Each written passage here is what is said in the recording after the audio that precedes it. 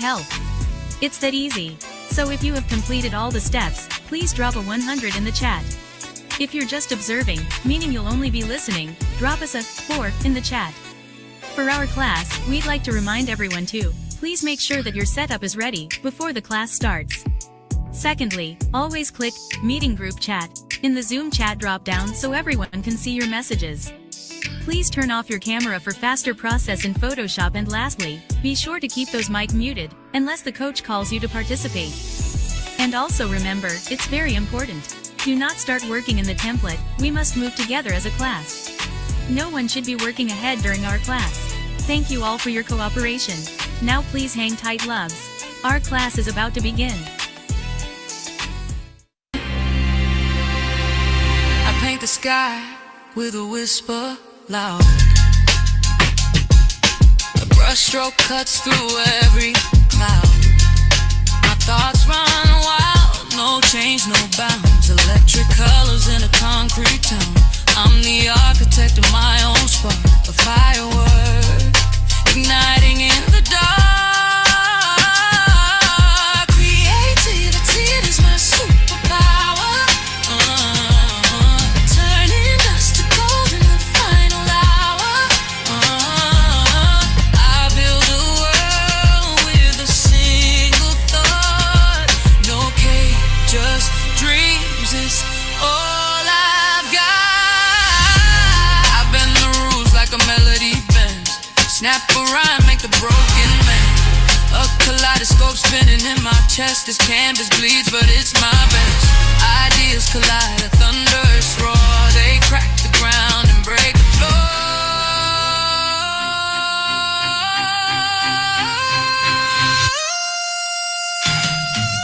Creativity is my superpower. Turning dust to gold in the final hour. I build a world with a single thought. No cage, just dreams. It's all I've got.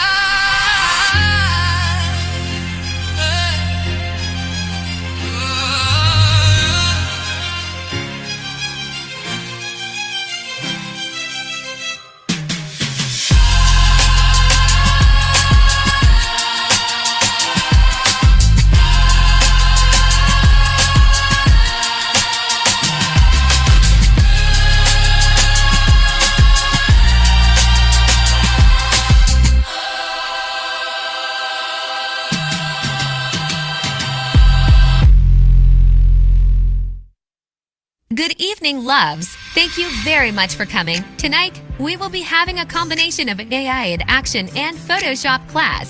So please watch the following steps to get ready. First, let's prepare for our AI in Action class. In this class, we all create amazing AI images, elements, backgrounds, clip arts, or any other assets that we can definitely use in designing. You will be trained how to utilize AI, not only in creating images but also in planning and building a project from scratch. Physical or digital products? Don't worry, we got you. Tonight, we will be using different AI applications and or some websites. Therefore, no more assigned Discord room numbers needed in our class. For the setup, using your Chrome browser, open the working document. The link is saved at the back end of your course. Next, open your ChatGPT account. Either it's a free or a paid account, no worries, loves. Then, you can also open your Higgsfield account. All the links are available in our Zoom chat and on our working document. As we will be using different sites and apps for each AI in Action class, please always make sure to check our working document and chat before the class starts. That's all you need, loves. So if you have opened all the links needed tonight, please drop 100 in the chat. If you need help, please drop 2 in the chat so we can assist you. For our class, we have a few class reminders. First, please make sure that your setup is ready before the class starts. Please click Meeting Group Chat on the chat drop-down so everyone can see your messages. Please turn off your camera for faster internet connection. And most importantly, keep your mic muted unless the coach calls you to participate. Thank you very much for your cooperation.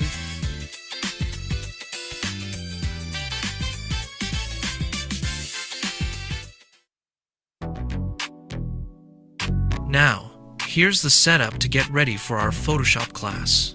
First of all, answer your homework quiz, available at the back end of your course. Next, if the zip file is already available, please download and extract it. Please make sure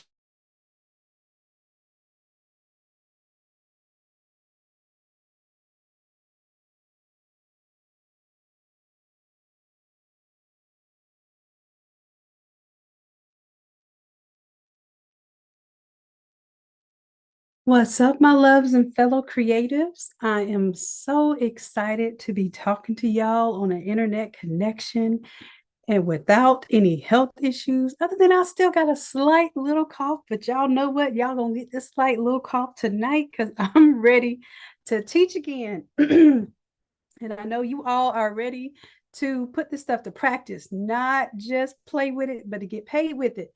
So this is our last class that we're doing of this graduation session because I wanted to make sure we did everything and built our way up to doing these large format graphics. So give me just a second. Let me pull up my notes for tonight and go grab my water so I can survive this bonus session that we're doing tonight. All right, all right. Let me know if you all can hear me in the chat.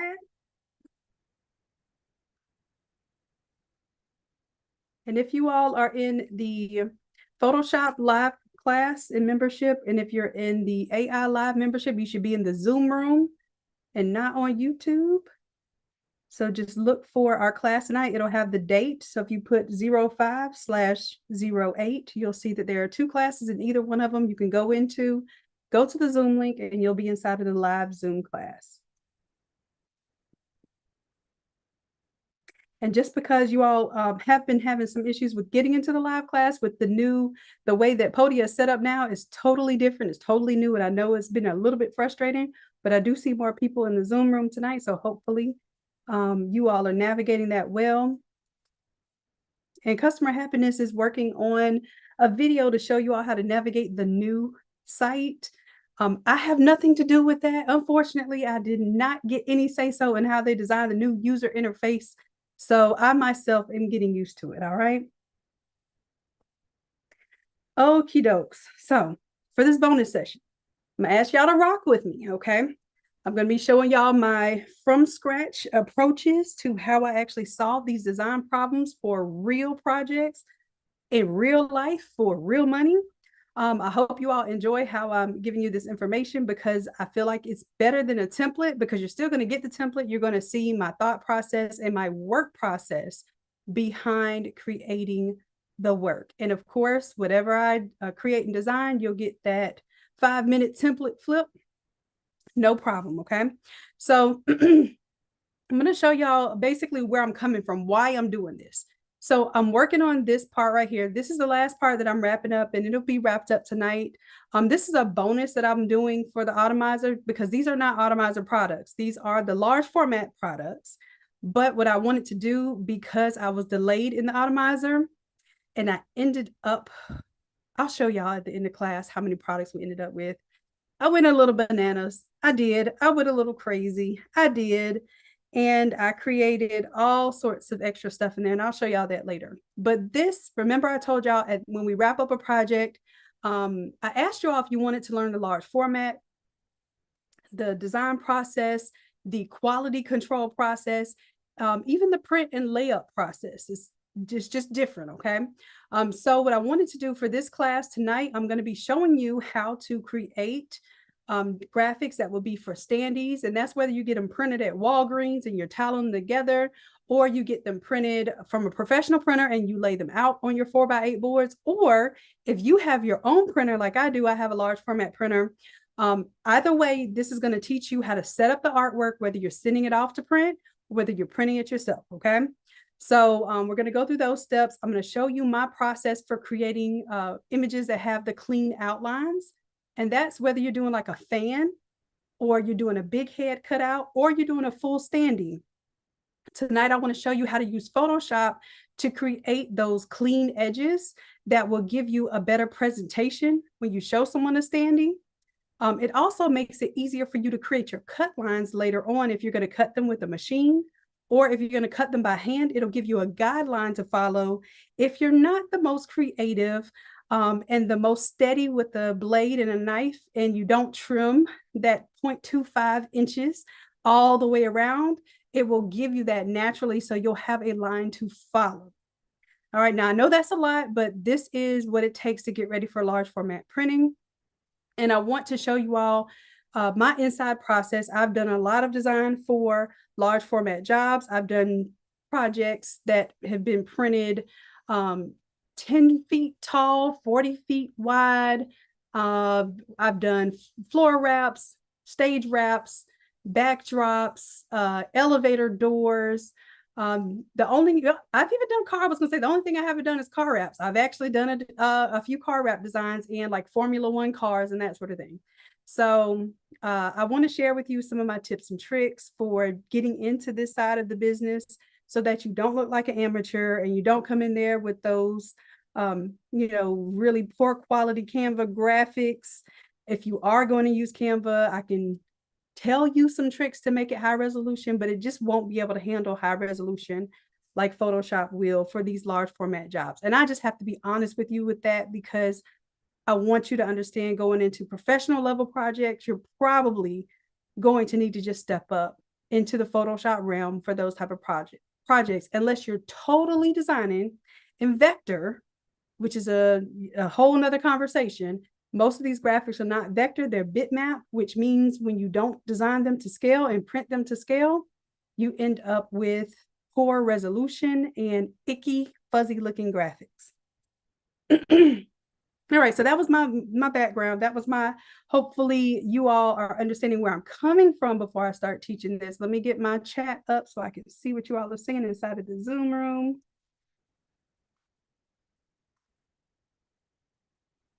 All right. Oh, hold on. Anita, you did an accordion wall and it came out amazing. Yes, and what she's talking about for accordion wall, y'all. This is the accordion wall. How many panels did you do, Anita? Did you do the 8 panel, which was 4 boards, but 8 panels? How many panels?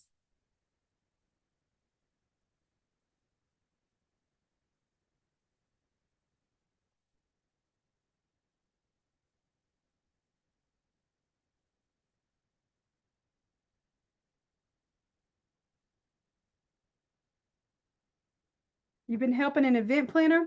Okay, Darlene, this is where I wanted you all to start, because honestly, this is where I found out my skills were that much more powerful when I teamed up with an event planner. I actually studied under a couple of different event planners.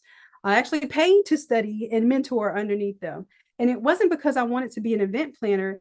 It's because I wanted to understand what went into event planning, how the graphic process went, how they did their measurements, how they did their site visits, how they came back and decided which were going to be their focal moments, and how they were going to express the design and the theme, so that I could better come in and merge the graphic side with the project designer side and the event planner side. Because sometimes the person who's actually designing the event is not necessarily the event planner either.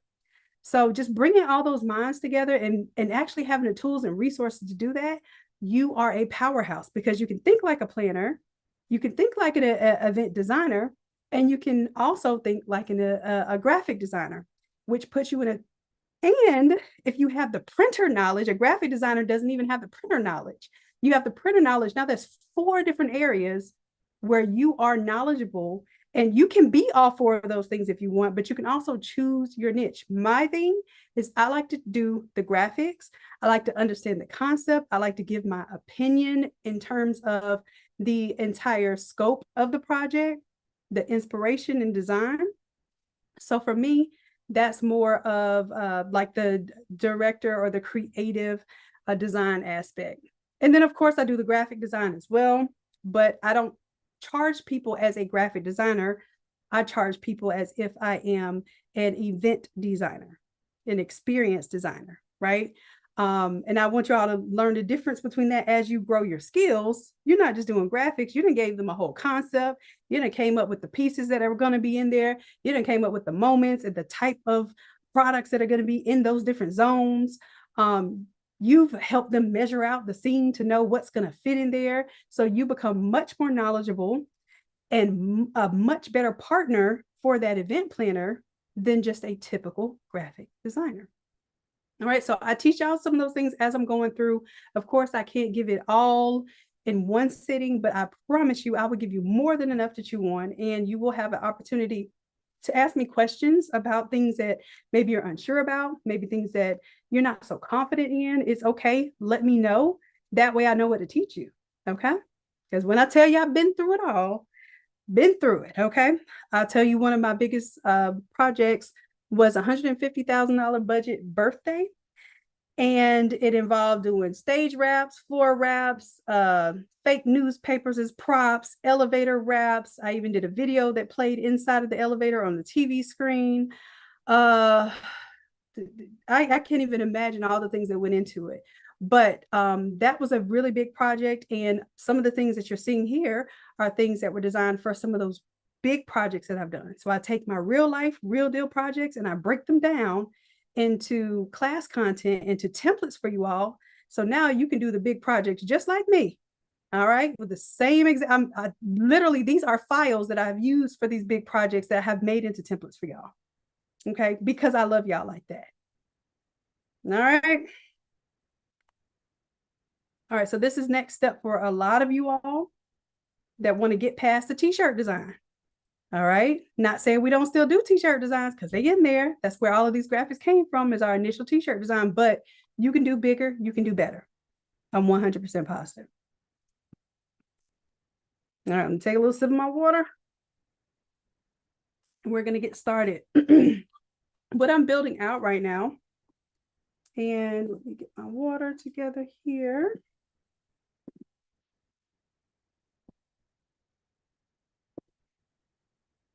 All right. So what I'm building out right now, first thing is I want to show you all how to make like your own custom graphics for a standee. So let me back up just a little bit here. Some of you noticed that this is a lot of the projects that we've already done large format. I started compiling them for the Automizer because I was like, wait a minute, y'all are telling me y'all want to do accordion walls. We've done accordion walls. You're telling me you want to do, large format backdrops. We have so many different versions of what we've done for large format focal points, including the arch walls, these cubes, this storybook, this 3-piece LED lit arch piece here, the storybook, etc. We've even done taking these cards, and if you remember, this was an actual event in real life. So what I want to do is I want to show you how you can use these to kind of come up with a creative board, and then you can pick your pieces. So for instance, let's see, Anita, you did 6. So you could show them this 8 panel. You could show them with the, the backdrop and floor wrap and the arch, and they could pick their pieces. You may even show them all of these and put prices next to each of them and let them build their own bundle. Let them show you and tell you how many moments they really want to have, how many focal points they want to have at their event. They may have a entry focal point. They may have a main focal point where people take photos. They may have a side area where people can still take photos or sit down, or a bar area, a DJ booth, etc. Ooh, I must add bar area because, yeah, I remember doing a lot of bars. Almost every event that I've done so far, I've had to design a bar area too. But here's the thing, most of the time you can take your other elements and then you can use them in order to develop those other focal areas. So that's why it's not so hard for me to think of, oh, okay, if I did a DJ booth, I can do a bar, right? It's pretty much the same as that thing. It's usually a wrap. And this could be coroplast, this can be vinyl that goes directly to the surface. I like doing these coroplast wraps because you don't have to damage the existing bars or the existing furniture. And it doesn't have to be flat because a lot of that stuff has little bumps and curves, and it might have some wood trimming and that sort of thing. But if you put it on coroplast and you wrap it, meaning that all you do is just standing in front of those tables, then you could have a fold out table that looks like a whole bar wrap. Just letting y'all know how that goes, okay? And I've done that in real life several different times, but it looks amazing. And the audience doesn't know that you got a, a fold out table with a little tablecloth and behind that, and it looks put together, it looks cohesive with the rest of your thing. All right. So what we are doing tonight, the AI portion of what we're doing is building some of our images. And what I wanted to do, so I want to fill this one out here. I want kind of like a sports theme. This is part of my sports theme here. If you remember, we did this scoreboard here. There's a little Jumbotron here. We'll probably do that at a later time. This card cutout should look very familiar because this is like a booth design. But what we did was we took the 270 card design here and restructured it as a frame or a box. So I won't show you how to build that tonight, but that is a version of doing the large format graphics, turning it into basically a life-size scaled product. So I'll teach y'all that at a later class, later date. And we can do that for any project. It doesn't have to be graduation. It could be for, for a baby shower, for a wedding, for a birthday party, right? Those booth designs are very popular. I'll show you how to convert those type of designs. But for tonight, what we're going to do is we're going to focus on number one. For graduation, this whole book theme, this academic theme is very popular. So this is my book theme board. And this one, we have the vertical books here, and I'll go into it and show you. I've already created like a high resolution version of this where you can change the colors of the books and you can edit the text on here and everything. So that technically is an AI image that I created that I turned into a template that can be used over and over again. All right. So what I want to do is I want to do the same thing for this stackable books here. But if you all remember, this was AI-24. If y'all remember AI-24, that was almost 2 years ago where we developed this graphic, right? I love the concept of it. Y'all remember? I love the concept of it, but now that I'm so used to seeing our new AI graphics, I'm like, let's take it a step further. Let's make it cleaner. Let's make it more high resolution, and let's make it into a template tonight. Okay.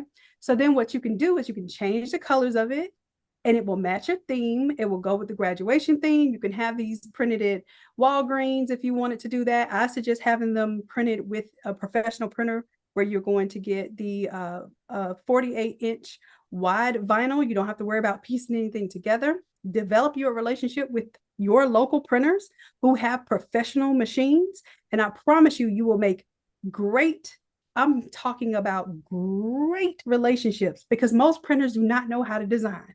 And if you come to these printers with your fire designs, you're probably going to get more work just by partnering with these printers. And yes, it may be a little more expensive than Walgreens, but Walgreens is not going to couple with you and give you jobs.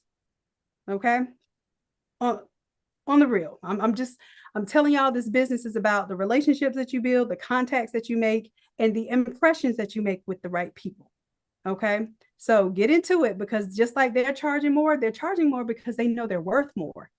Get into it with their clients, and their clients are used to paying more. All right. Our Walgreens clients are probably not used to paying more. And that's why we're shopping at Walgreens, waiting for them 50% off codes to get them stickers printed and everything else. Okay. Just letting y'all know how the game really, really goes.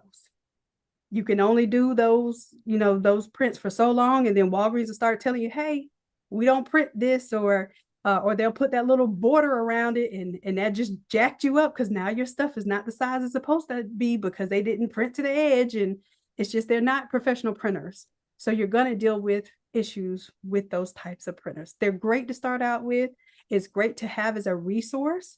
But when you're talking about going pro from home, you need to have professional equipment and professional quality results that you're giving to your customers. That way you will never have to haggle with them about price. All right. That's just me giving you that for myself. All right, hold on a second. We got a little echo there. Okay, I think I just fixed it. All right. So I'm giving y'all a lot of background. Let's get to some work tonight. So that was the books. And then the other thing that I wanted to show you all how to do while we're in the AI mode, I'm going to show you how to make one more prop that is popular right now, which are these lockers. So I'm going to show you a process for that as well. So let's go ahead and get into it. Matter of fact, let's go ahead and make the lockers first, because the lockers are popular. We didn't have, actually we did. We had these lockers. Lord, I don't even remember which AI class, but what we're going to do is we're going to make brand new lockers. We're going to use inspiration of something that already exists, is already popular, already selling. And we're going to figure out how to make some lockers.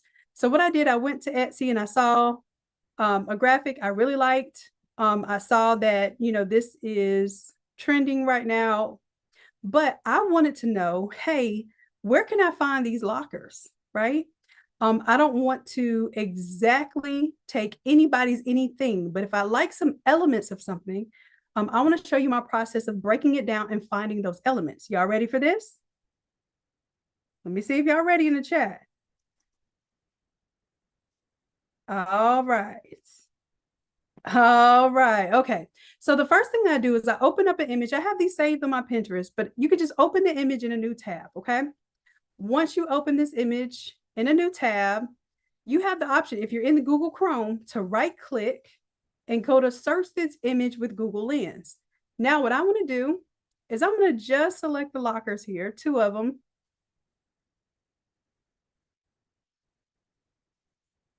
And I want to tell it that I want a stock image of lockers, because now this also includes AI, so you can tell it what you're looking for while you also selected the image, okay?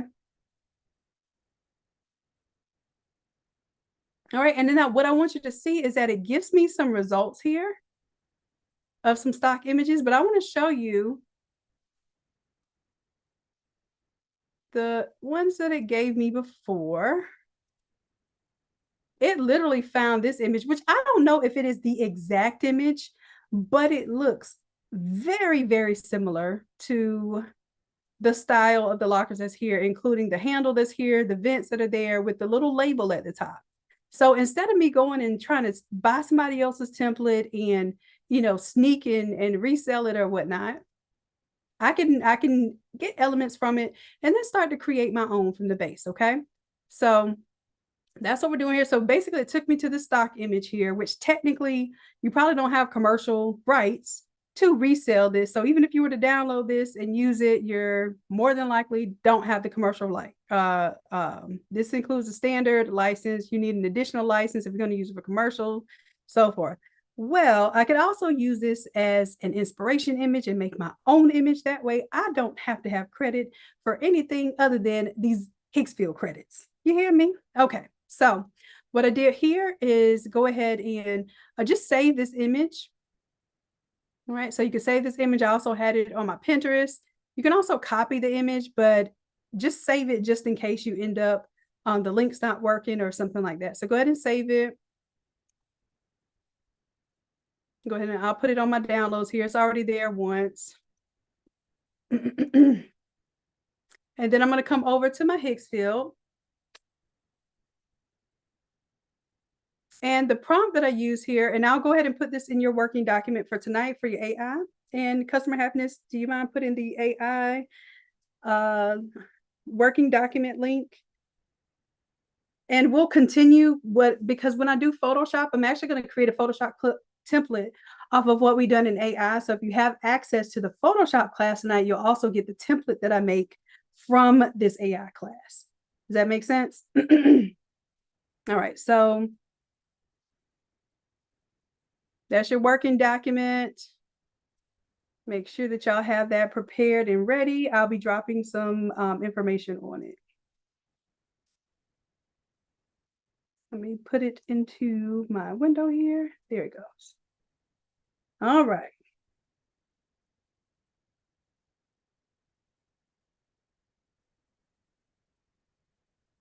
Now, first, I just did a basic description. I don't want y'all to think I did anything special here. It just says blue lockers with a gray base, reference image 1. So I would paste the image 1 or upload it here.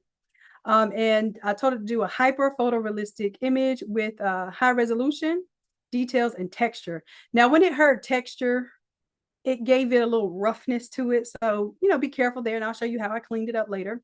And I put 8K for stock art and mockup. And the reason why I put for stock art and mockup is because I wanted it to understand I need this to be a repeatable thing. I need this to be like clean edges, more straight on. I don't want this to be at like a hyper angle or anything like that, because I want to be able to use this basically as a reusable project.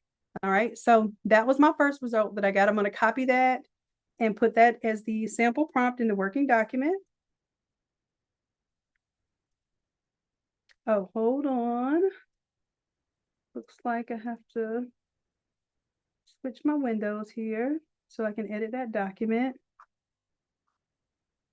Give me just a second. There we go. There we go. All right, so that was a prompt there. And I uploaded the original image, so you can do the same thing, even if you're not using the, the same image that I'm using here. And then what I wanted to do, I'm going to show you how I did the reference issue here. So I took this image, and whenever you go to an image, you have the option to select reference down here. So I clicked on reference. And what it does is it pulls up the exact image that you created. And I said, okay, I want this high-end, pristine. I want it to be a college locker room.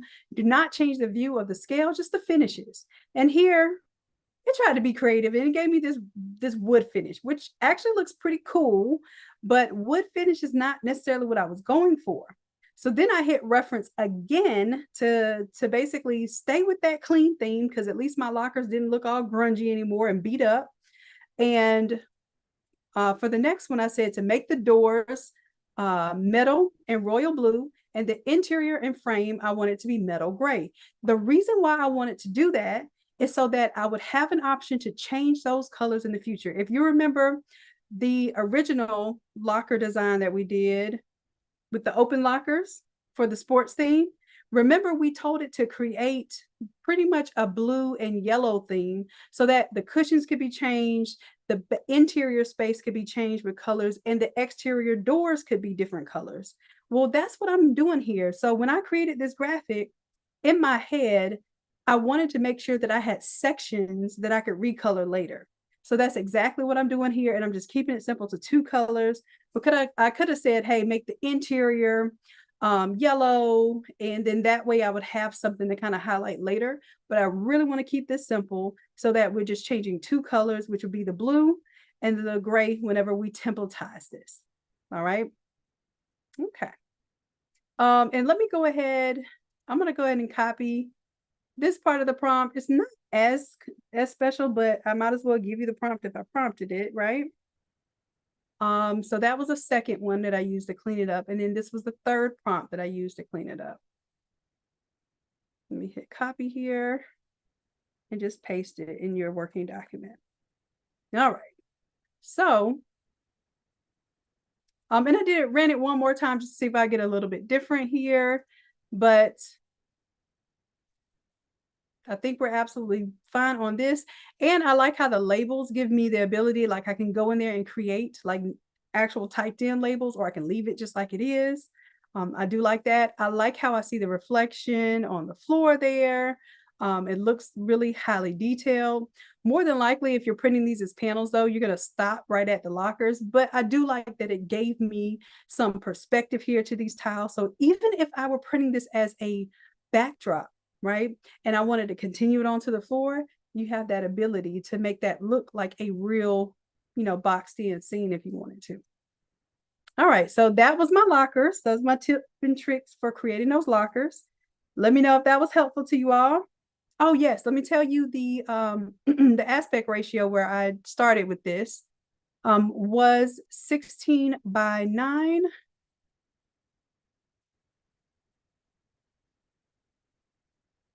And will it show y'all the details? I think that's what it did give you the details. It just was in 2K. It ends up being this size here, 2528 by 1696, but just put in 2K for the quality and then put in 16:9 for the ratio. And it just depends on what you want to create, because some of you all may want to do like a 3x2 or a 4x3. The 16:9, I like that one because it takes up an entire TV screen. So if you wanted to use these graphics later, or even in the same project for a TV screensaver, or even a video that you're going to do and you want those elements to fill up the screen, the 16:9 does really great with that. And if you're doing those 10x8 backdrops, then this more than fills that space, and you can kind of crop off one of the lockers if you needed to. That's a good question, Jennifer. All right. So we created some lockers here, okay? Next, I want to create some books. So first thing I did was I went to our handy dandy digital art prompt pro by Innate Academy. And I dropped an image of one of those books that we did back in AI-24. And I just wanted it to give me a description of it that we would use for Nano Banana. I'm just testing my prompt ability out of this custom GPT. And it gave me a pretty good prompt. So this image was when I included the reference, which was the exact image. I don't think I did include a reference. No, I didn't include a reference for any of these. I did not. I just described it and look what it gave me. All right, so let me show you what I did for this one. This one, I put that exact prompt, and it's okay. It's a little staggered, but I just felt like it didn't give me enough oomph and enough staggering here. But this image is great. I'm going to copy the prompt and put it in the working document for you all. All right. But then I went that whole reference thing. I'm telling y'all, start using that reference. So reference is basically to take the image at the last state that you did and tweak it a little bit further. So I hit reference. And then I told it, actually, I think I reran this one. Okay. Let's see. Oh, no, I did change the prompt here because what I wanted at the end, I wanted it staggered. I wanted to stagger and rotate the book slightly. So what I did was I reran the prompt and I just added this last thing in there, stagger and rotate the books slightly. That's how I got it to kind of give me a little bit more dimension to it. So let me copy that prompt. It's only a little bit different, but it did make a difference. All right. And then after that, I saw this and I was like, oh, I like it. It even gave me this little gold detailing on the books. I like that. But I don't like this text on here. So what I did on this one, I hit reference because I exactly want to edit this image that's in front of me. So I hit reference.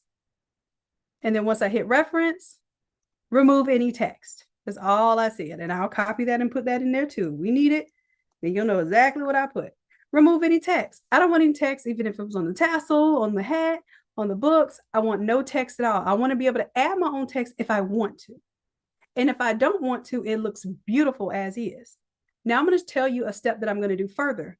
You know, I typically design in blue, and if I have to have a second color, yellow, right? The reason why I do that is because it's easier to change those colors later on inside of Photoshop, okay? So what I'm going to do here is I'm going to hit reference because I want to reference this exact image. And I'm going to take off the previous reference because this is the one that I want with no text on it. And I'm going to tell it to make the red books royal blue. I have to be specific because sometimes it'll give me a different blue. I'll tell it to make my red books royal blue and then make the gray books. I'm going to tell it to make it yellow. And if my books are yellow, so the only thing is if I do that, then my gold and my yellow can get a little confused. I'll tell it to make the gold stripes metallic yellow gold. So I'm going to tell it to make the books. Let's make those books golden yellow too.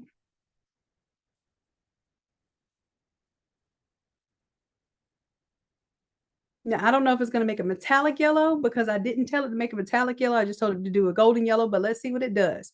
Now, what happens is when I reference an image, it's going to the base image now is the last time I iterated and created that design.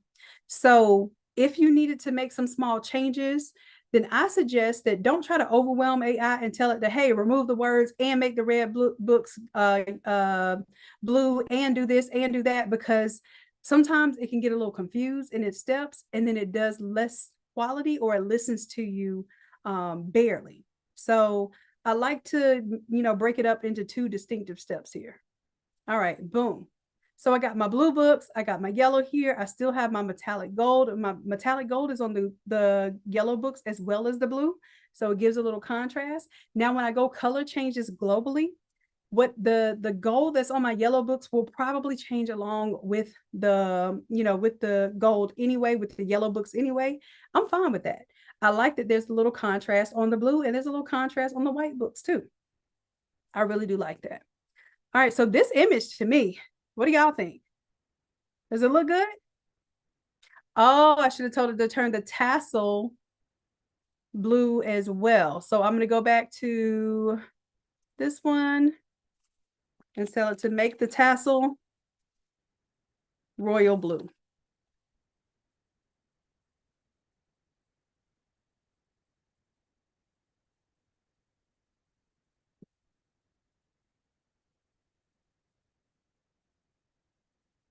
All right, and then the ratio of this one, if you don't put 9x16 or something that is more portrait style, then you may not get your stack of books. So the ratio is really important for getting this. If I want to make this into a prop, because I have a 4x8 board to take up. So I want to make sure I'm taking up that height of the board.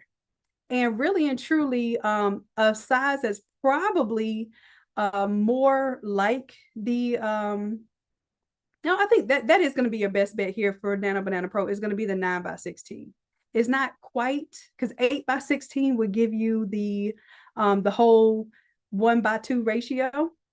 But I think you're going to do great with the 9x16. Even if you had to stretch it just a little, you would only have to stretch it just a little in order to make that full 4x8 board. All right, so cool. This is what I was looking for. I like the one where it gave me the white books. So what I'm going to do is take this one and hit reference, get rid of my previous thing there, and just say make the red tassel royal blue to match the books.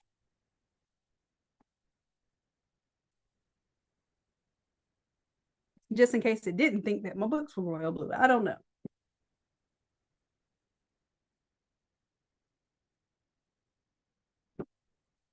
And like I said, y'all, this is our last class that we're doing for grad theme. Y'all tell me, is there anything that you all have been missing and just really struggle with for grad season? Because it's only like a couple more weeks until like the rush is in. And I know it goes on for about a month, sometimes 2 months, depending on certain states have late graduations. But pretty much most graduations that I've seen have already started even for college. And most of the high schools that I know are at the end of this month.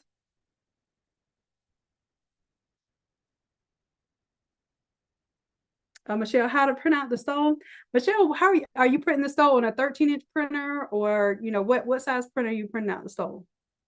Because I did a video it's actually one of my most popular videos from way back in the day when I was barefoot in the kitchen, and I showed y'all how to do the stole, grad cap, the circle fan.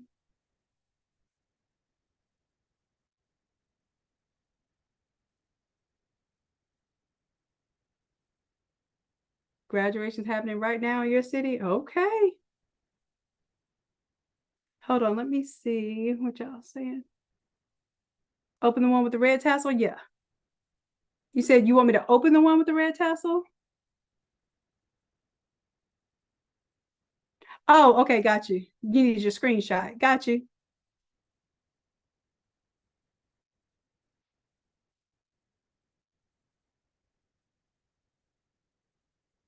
Let me know when you got it.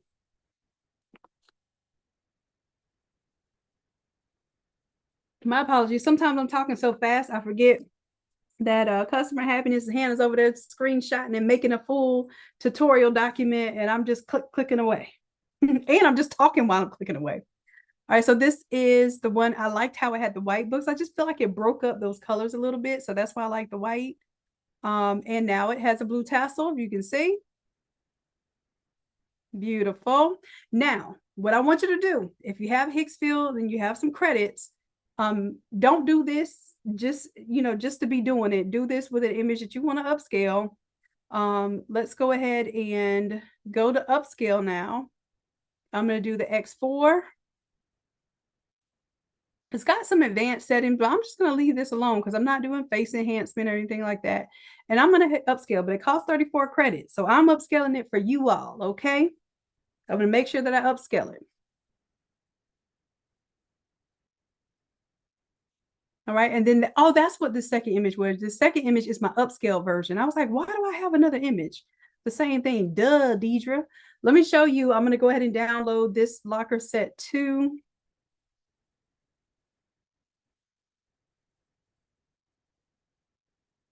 And I'm just going to put lockers, upscale.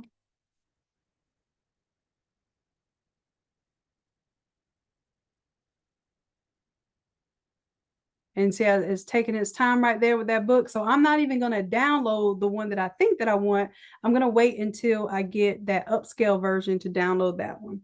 Upscaling is important if you're going to, number one, be using bitmap images, AI images, things that we just made up out of nowhere. Upscaling is going to help you get a higher quality result. And you plan on blowing these up to 4 foot by 8 foot props. Okay. You want these to be basically as tall as or taller than people. So please make sure you upscale. It'll give you the best possible result for getting a clean looking image as it prints. Okay. Now let's see here. Oh yeah, I'm looking good. I'm looking great. As a matter of fact, let me go ahead and download this one and see how the size went to 6,000 by 11,000. That's much larger. Okay, much larger. And then these are my stack of books.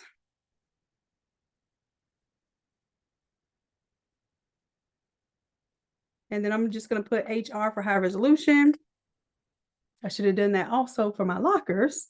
So now I can close out of these. We did our little thing here. And that was just creating 2 props, y'all. 2 props. All right. So now what I'm going to do. Yes, Keita, that's right. So, and let's say you're creating like a clip art package. If you're going to create a clip art package and sell the artwork, then you want to upscale those too, because you want to sell them the print ready version of these things. Okay. So that is especially good for those of you all who are creating a clip art package. Technically, every time I sell you all a template, I'm suggesting what things can go in it, but you can interchange those things, but go ahead and upscale the things that you do make so that you have the same level of quality that I would have giving you these templates as well, right? Okay, so really what I'm going to do is I'm going to add to this setup now, because this is going to start adding to my little sports. Oh, wait a minute now. To my little sports setup that I'm going to do on this set. And y'all remember we did this. This is a template last year. Y'all were like, this was hot. So use it. It's a template. We already got it.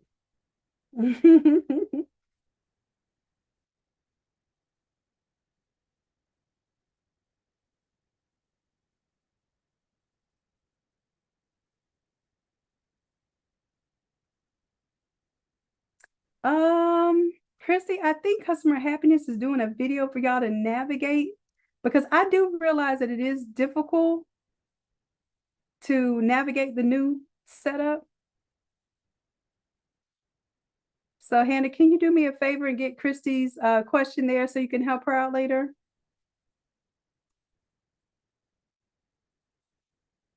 Oh, Jennifer, you use this for the gable boxes. I didn't think about that. We were doing it for a backdrop, but yeah, that would be awesome. Speaking of gable boxes, I did add gable boxes to the Automizer and even did a 3D version versus the flat version, y'all.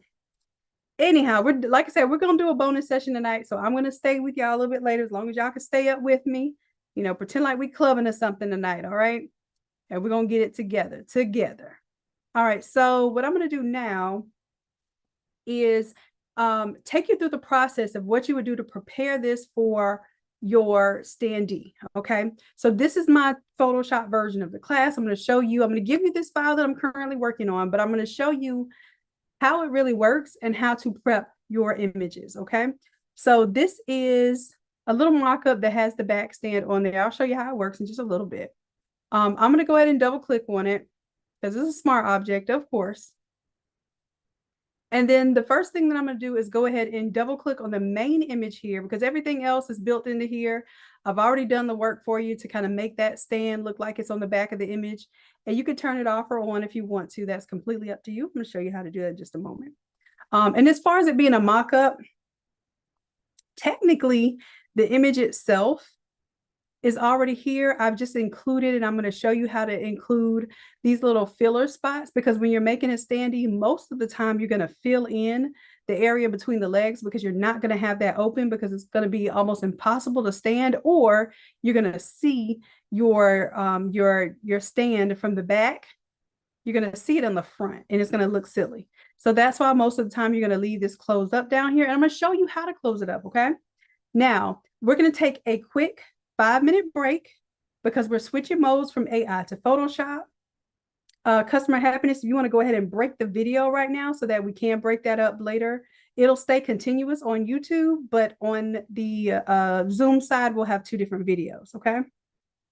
Then that way y'all can ask me questions about the standee, you know, kind of prep and print and all of that on the Photoshop side of this class, all right? All right, I'm gonna give y'all 5 minutes. Let's say 8:01. I'll see y'all at 8:01. All right.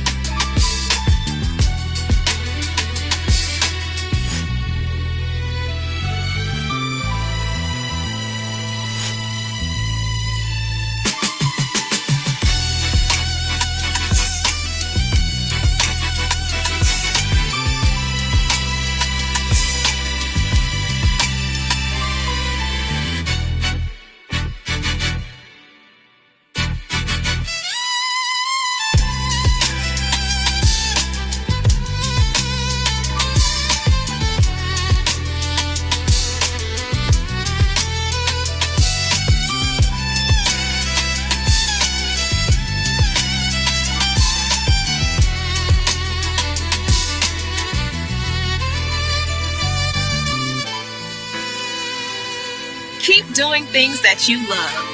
Innate Academy is always here to support you.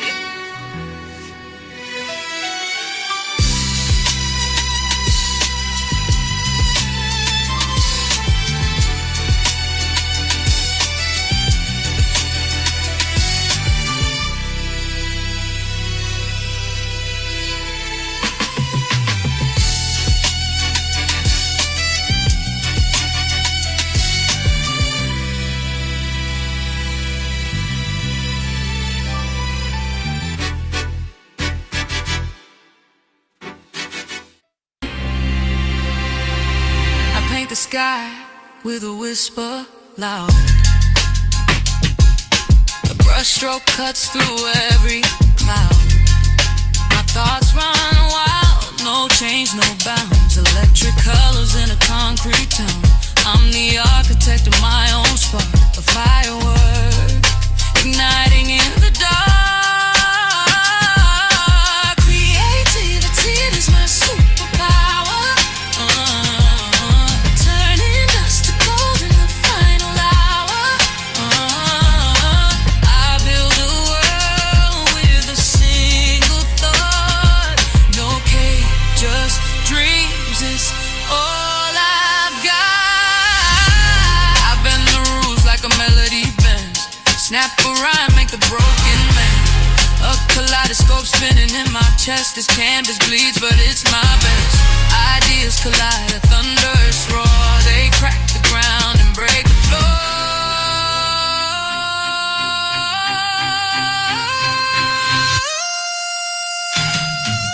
Creativity is my superpower. Turning dust to gold in the final hour.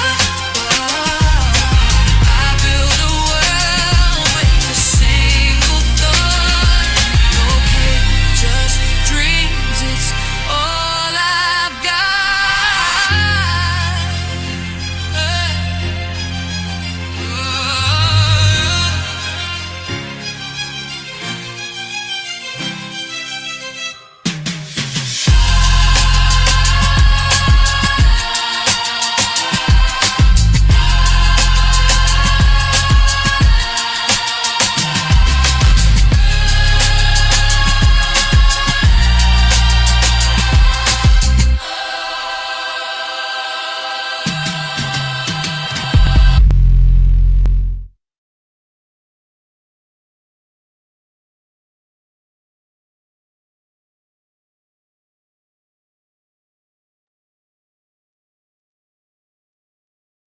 All right. Just in case it's your first time tuning in for tonight, welcome to Photoshop class. We're doing Photoshop class number 350, where we're talking about and demonstrating how to do the standees. I'm going to be teaching you some things that you can do inside of Photoshop to make better versions of them, make your cutouts and your mock-ups look good, because sometimes you have those images and they don't look good as cutouts, especially mock-ups, because they don't have those smooth edges.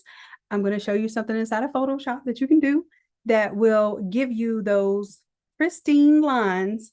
And it actually uses the same type of concept that cutters use, where it creates a vector outline or a shape outline.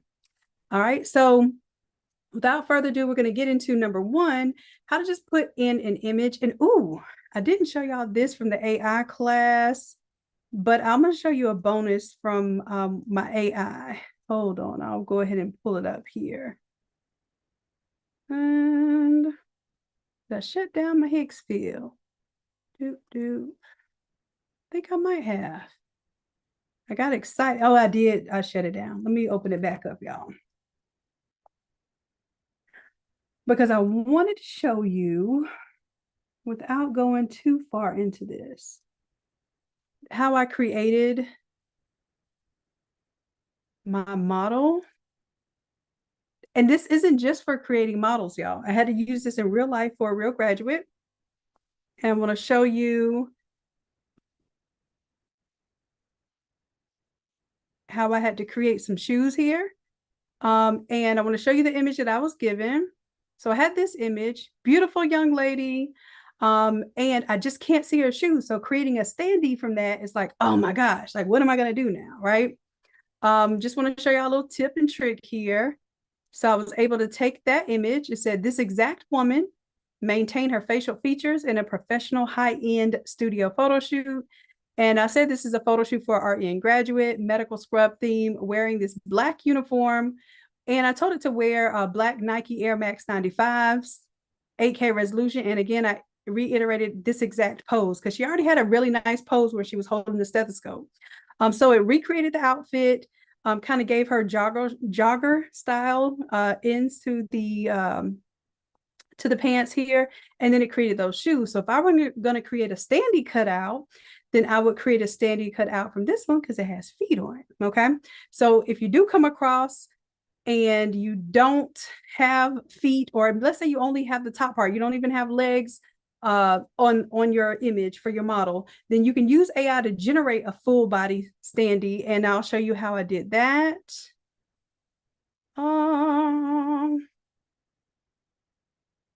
I did that here.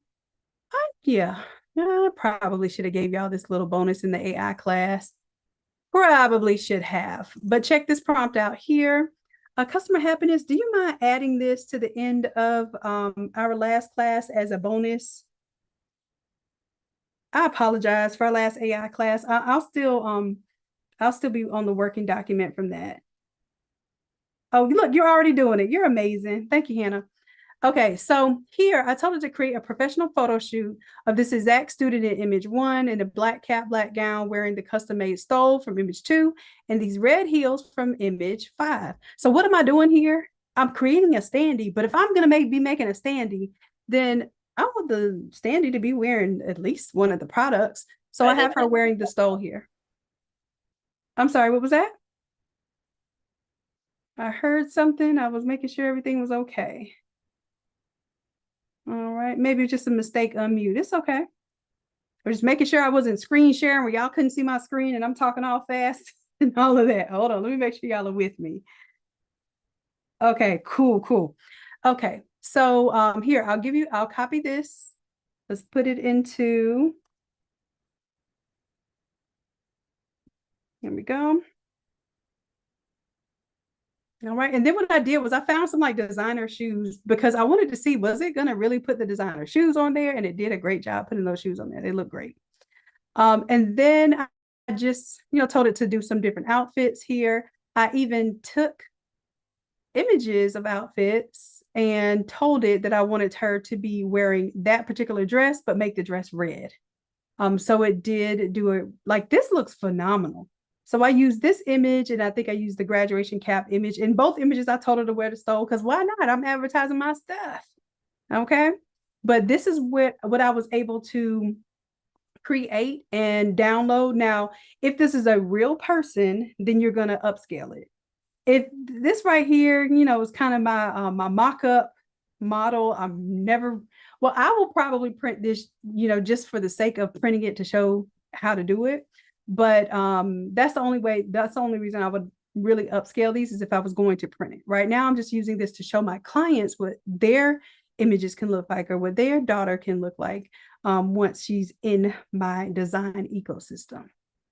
All right, so I'll copy and paste this text here. And I just found these dresses online and I just wanted her to wear those. Okay. Let me give you that prompt with the dress. And like I said, I told her to make the dress. This dress doesn't even come in red. It comes in white and like pink, like light pink. But I wanted it red. Okay. And as you can see, I did a couple of dress try-ons, and then sometimes I would just describe the dress that I wanted and it made a dress. So here made it velvet and put the books in the background. So it did a nice job there as well, just making its own dress off of a description versus what I gave it. Okay. Let's see. That was what I did for the standees. I also did that for my green grad because I needed some standees of him. All right. All right, y'all see I was doing all my mock-up stuff for y'all. Okay, so that was bonus. So now that I've shown you how I created those standee images, I want to go into what we do once we have those images cleaned up and ready to go. So I'm going to double click on this 48 by 96 cutout standee prop. And right now I have my image 1 and image 2 here. And notice how they have these kind of nodes around them as if they are a vector shape. I'm going to show you how to do that with a bitmap image. All right. So let's do that.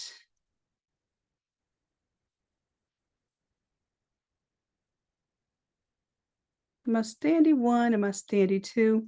I'm going to take standee 2 and I'm going to duplicate it. And I'm going to call it standee 3. Hit OK.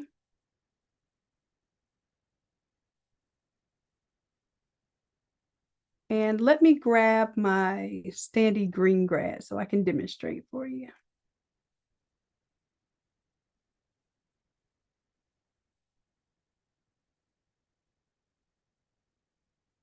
Do I have my green grad? Oh, I did download them. Okay. So let's see. 1 and 2. This one looks good too. I'm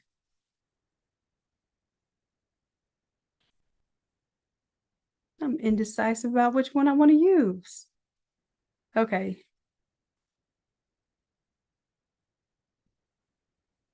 I could technically do all 3, and I'm going to show you what I would do for all 3.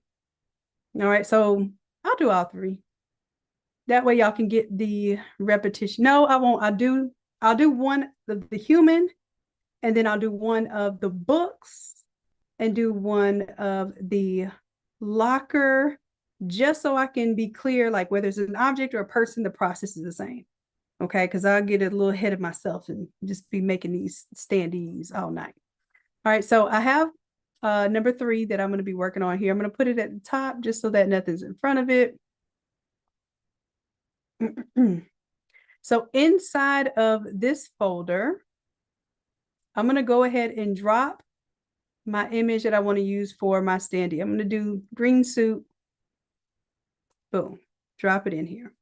Now what I'll have to do for this is I have to delete that vector mask, and I'm going to go ahead and delete this previous image because it's already in my standee 2. I don't need it there.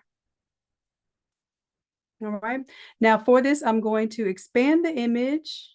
I don't want it to hang off of the artboard here, but I'm going to make it as big as I can where I can still see the extents on the artboard. I'm going to tell it to remove the background using the AI. And of course, if this is your actual image, you want to make sure that you upscale it. Even an image that your customer gave you, I still upscale my customer's images because she gave me an image off of Facebook, and I wanted to make sure that I had a nice, clean image. So I still I upscaled that image.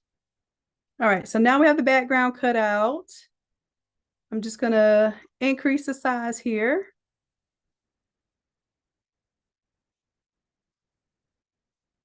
And give yourself a little bit of space down there at the bottom so that when you get ready to lay out your vinyl, you have some cutting space down there. Unless you're doing a, completely rectangular printout and you need to use that entire 4x8 space. For the cutouts, you're typically not making them exactly 8 feet tall. So it benefits you to have a little bit of space top and bottom so you can have a little playroom when it comes to laying out the vinyl and also contour cutting around it. Okay. And then I'll show you later how I pretty much even it out down here at the bottom and make a cutout. All right, so right now I'm going to turn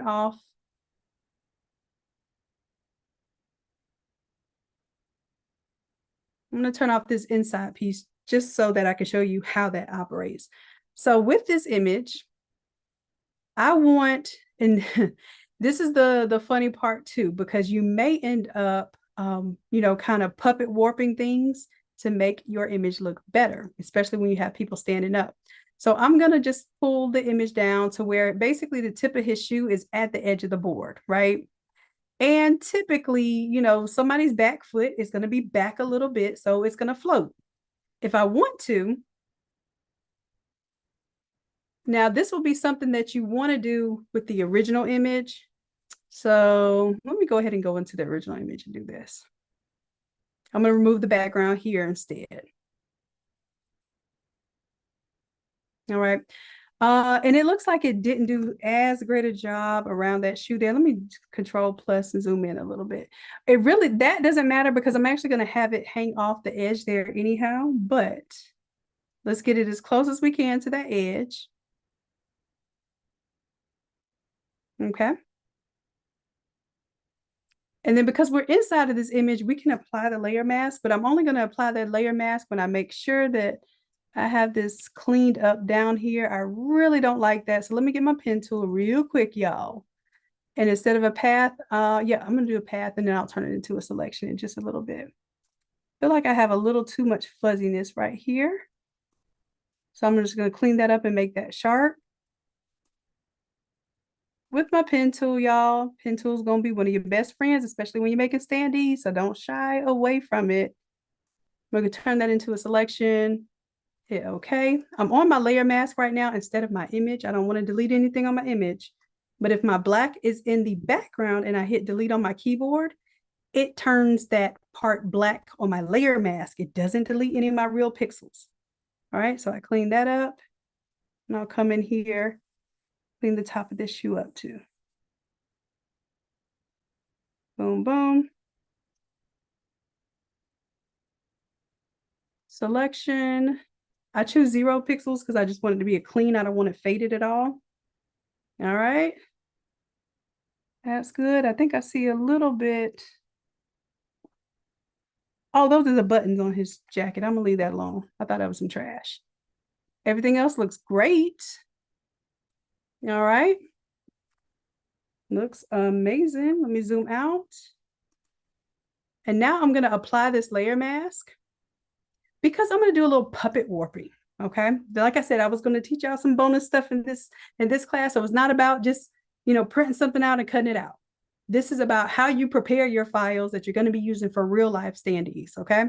So this leg right here is a little shorter than this leg, which naturally a picture should look like that. However, if I'm going to make a standing prop, then what I can do is I can go here to puppet warp and I'm going to lock where his joints are: wrist, elbow, shoulder. See, I'm just creating some pins here. Okay.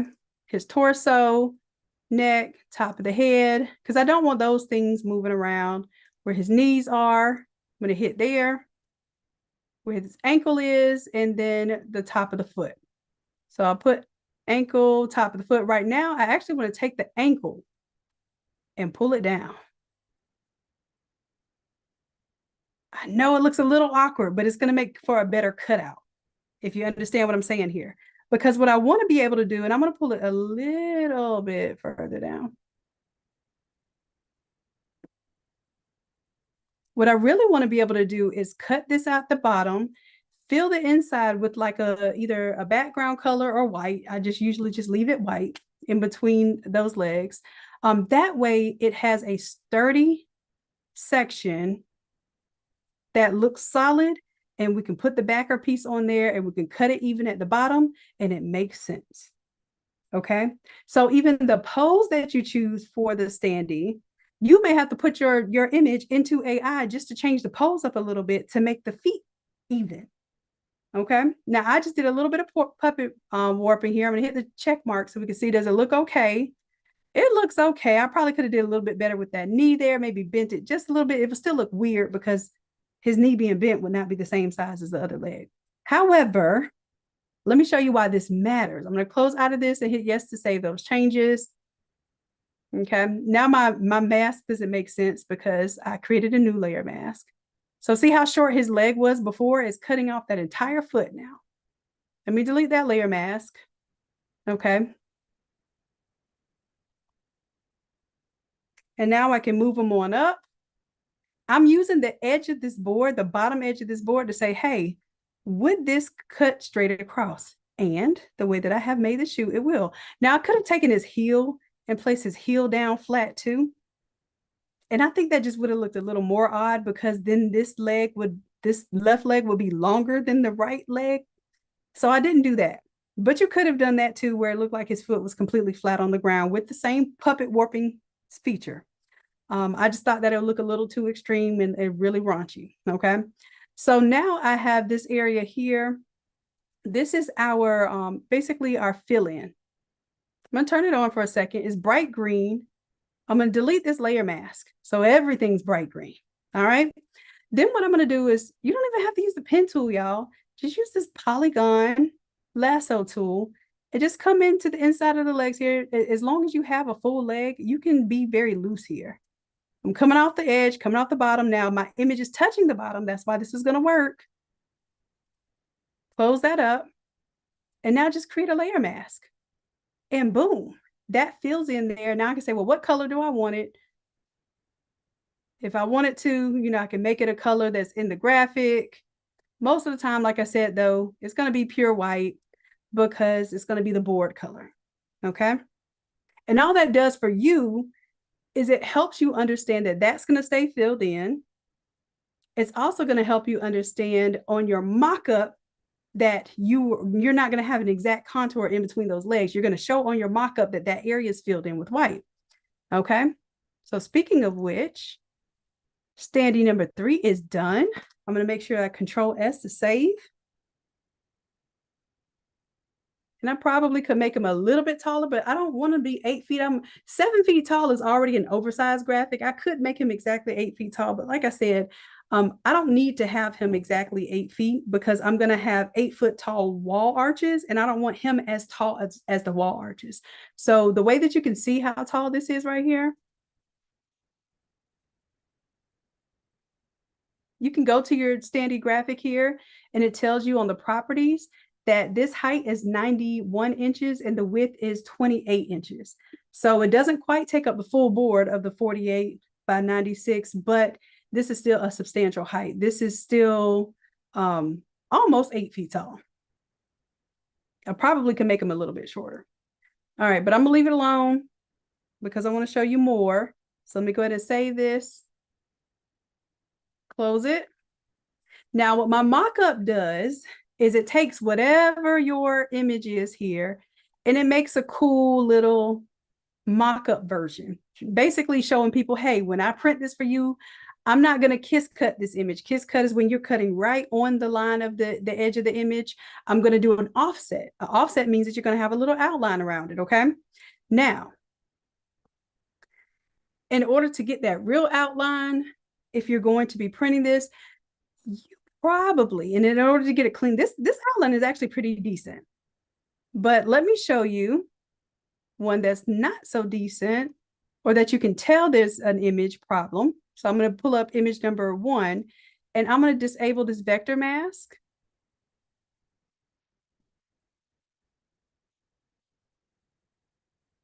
I'm going to turn off this black here. And let me hit save so you can see what that looks like. Okay. Now, do you see all of these little bumpity bumps around her edge of her image here? The bumpity bumps mean that you don't have a clean cut image, and it's going to be highlighted by the fact that you put this outline and this drop shadow and this glow around it. So what I want to show you is how do you get that clean vector cutout look? All right, and I'm going to show you on this image 1 because image 3, it doesn't give me enough of that to show you why we do this. So what I'm going to do is I'm going to be bold and I'm going to delete my vector mask here so I can show you how to do it from scratch. All right. If you already had your image cut out like we did for image number 3, then you just control click on the contour of that graphic. But because this one, and I'll do that with this one just so we can start fresh with the same way that we did the green grab. For this one, her feet happen to be very close, so I don't have to truly puppet warp this, but I'm going to do the same process just so that y'all see that repetition. I'll remove the background. Okay. Then I'm going to apply that layer mask. I'm not cleaning this up or anything because I think it did a nice job cutting out. I can do the puppet warp here. So I'm going to go to edit, puppet warp, and I'm going to lock that foot and ankle and knee, her torso. Also, you have hips here. You want to keep your hips even. You have that hand, that elbow, that shoulder. The reason why I'm doing this is because if I don't lock these positions, when you start moving the foot, the whole body's going to start going to the side and her head will start shifting. So basically you want to lock down these places so that they don't move on you. And then if you wanted to move things, you do have the ability, like I can move that a little bit, but I'm not. All right, so lock in that knee there. And then for this one, like I said, I'm going to take this line here, I want this foot to end up here at this line. So I can even just take the center of that foot there, make a point and just pull it down slightly so that it reaches that point. Very slight, very demure, very cutesy. And now her feet are even. Now I'm going to save that. Control S to save, Control W to close, Control D to deselect that. So I'm going back to my standee one now. Close out some of these other windows. All right, and then I'm going to delete this layer mask because remember, we already cut her out and made her feet even. I'm going to delete the layer mask here. Turn off the white so I can see this green here. And then I'm going to create the fill-in spot for her feet using that polygon lasso. Y'all let me know if this is helpful. Let me know if this is anything that you've done before and you have learned absolutely nothing tonight. Let me know that too, please. All right, so I'm going to go ahead and create this layer mask here with the layer mask button. Boom. Got my green filled in there. I'm going to turn it white with that color fill, and that's ready to go. Now, in order to make sure that she has a good, clean outline here, I'm going to control click on the thumbnail image. You see how I get the marching ants? Okay. The marching ants means it's bitmap, right? You know, it selected those bitmap pixels. What I wanted to do now, I'm going to come over to paths. Now, this is something different. I don't typically teach this, so I'm going to slow it down, but you all will be able to catch this on the replay, okay? Paths, I'm going to come over here to the hamburger menu, and I'm going to make a working path. It's going to ask me what the tolerance is. It depends on how big your image is, what that tolerance does. A tolerance of 2 pixels is usually pretty good. I'll show you what it does with 3 pixels. I'm going to hit OK. It creates less nodes. So my nodes are going to be fewer, and that means my image is going to be smoother, but it's going to miss some details. Now I'm going to go back, and then I'm going to choose a working path of 1 pixel. 1 pixel, hit OK. See how it has much more nodes? But that means that I may not have the smoothness that I want, but I'll have more opportunities to clean this up and change this, especially if you have something that has a lot of details like hair or like a pet fur or something like that. You may want a little more detail so that you can make it look more realistic. But this actually looks really good with 1. Sometimes it's too many of those nodes and it looks janky. All right, but what it's doing is it's reducing those little marching ants and all of those little random bitmap pixels. It's reducing it to a smooth vector shape. Okay, yes, this is the exact same process for the big head fans. Exactly, Van Teresa. And this is why I wanted to show that to y'all, because sometimes we'll create these mock-ups and those little big head mock-ups will be so jagged edged and so crazy looking. And this is a way for you to, number one, clean up for the mock-up process, but also clean up for the printing process so you know where to cut, because now you have smooth lines. If you don't have smooth lines, when you go cutting, you're just kind of, I wonder, do I cut off this strand of hair? And I wonder, do I make this smooth? This does the work for you, okay? So now that we have that, what I want you to do is on that working path, we can come up here to layer, and instead of a regular layer mask, we can do a vector mask and choose the current path, okay? Boom, what did it do? And I like to put this up here at the top on my actual, oh, nope, I'm gonna keep it here. Let me make sure my standee is different than, I'm just gonna put this as my fill-in so I remember what that is. So the fill-in is separate. I'm gonna put this on my standee layer, okay? So that way, if I want to turn it off, if I want to disable that vector mask, because I will print it with all of the hair details and all of the fuzzy edges, then I can still do that. But I enable it. And let's go ahead and turn on this green fill, but disable this layer mask just so I can see the difference of what happens when I disable it, when I enable it. Okay, now you might see in this hair area, I still have some kind of fill-ins. I feel like that wouldn't necessarily fill in too well. So what I can do is I can create this color fill layer. And right now I'm just going to make it like a weird color so you can see what's going to fill in. I'll make it like a magenta. Okay. And you see some of these areas around her hair fills in, right along this sleeve fills in. Most of the time, you can double click this color and pick one of the darkest color in the hair and see how it fills that in. You can hit OK. And now what you have is you have something where it doesn't necessarily have all of that hair transparent. It makes it easier for when you're doing a standee cutout. Okay, because it doesn't have that white in there. But sometimes it doesn't look as good. Sometimes you want that transparency. I'm just showing you a way that I clean up my images if I have to like that. Okay, so now that I have it in this manner, I'm going to put my fill-in spot back in, and I'm going to put the white back where my fill-in was. Let me hit save so I can show you what the cutout looks like now that we have used that vector mask method. Look at how much cleaner.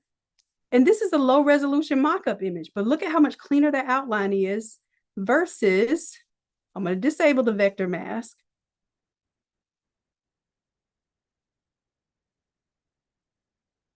Take off that little fill in there. Let's save. And so imagine your big heads having this kind of cutout, especially for your mock-up. See how it's jagged here? Just real jagged versus that clean cut, predictable version of your cutout. Okay, that's the exact same way you do the big heads. So you want me to show you how to do a big head the same way?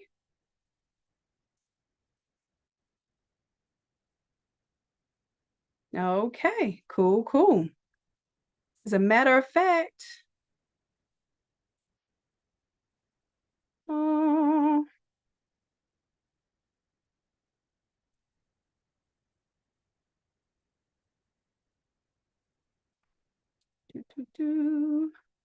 want to mess with those just yet because I'm packaging y'all's Automizer. I wanted to show it to you though.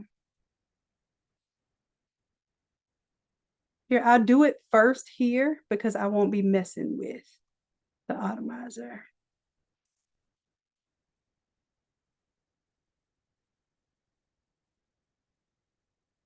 And I can show you based on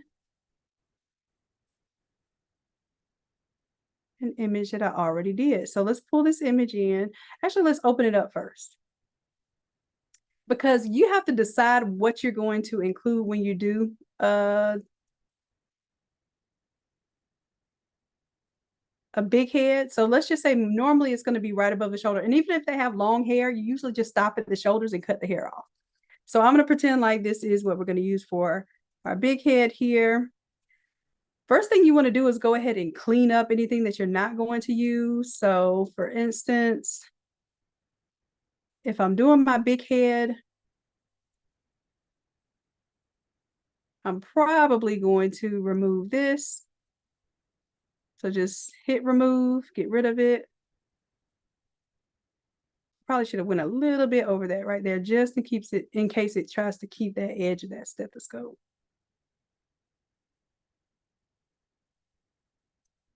Okay. And of course, it's like adding a background here because when you do removing, it doesn't like you not having a background here. So what I'll do is I'm going to just go ahead and create a new solid color. And I'm going to double click and just pick the color of this background here, just to make it simple. All right. And then for here, I want to remove this stethoscope from here because I want to make a good cutout. And this is not a high quality picture, y'all. This was a low quality picture that came from the Facebook image, but I was still able to upscale it a little, which I think, oops, I'm on a target layer. I got to be on this layer. And as a matter of fact, let me just go ahead and merge these layers together. That way it will not be confused. Let's remove this little area here.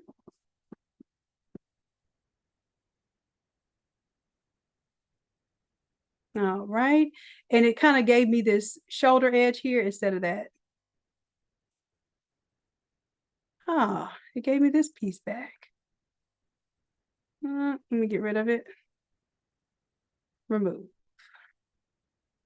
And don't use your generative fill if you can avoid it, because it will use up additional credits. But the remove still uses AI, but it doesn't use your generative credits. All right. And so now I can take all of this. Let's merge it. Let's pretend like I don't have that layer anymore. And this is going to essentially be my big head. First thing I'm going to do is go ahead and crop it where I want it to end. You can stop it at the neck. You can stop it at the shoulders. It's completely up to you. I'll go right there to where the hair ends.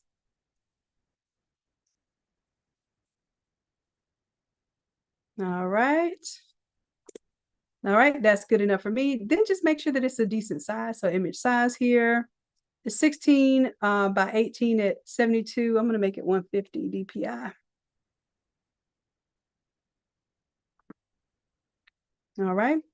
Now what I want to do is I want to get this shape, but I'm going to show you what happens if I just do a regular remove background. Regular remove background is going to try to get the fluffiness of the hair, the strays and the flyaways and all that stuff. And that looks beautiful, but it's going to be hard to cut out. So let me do control. Well, I'll keep that one.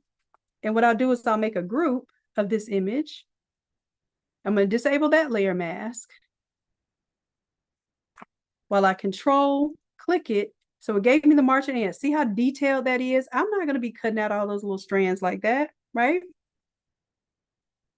What I'm going to be doing is I'm going to create a vector mask around that.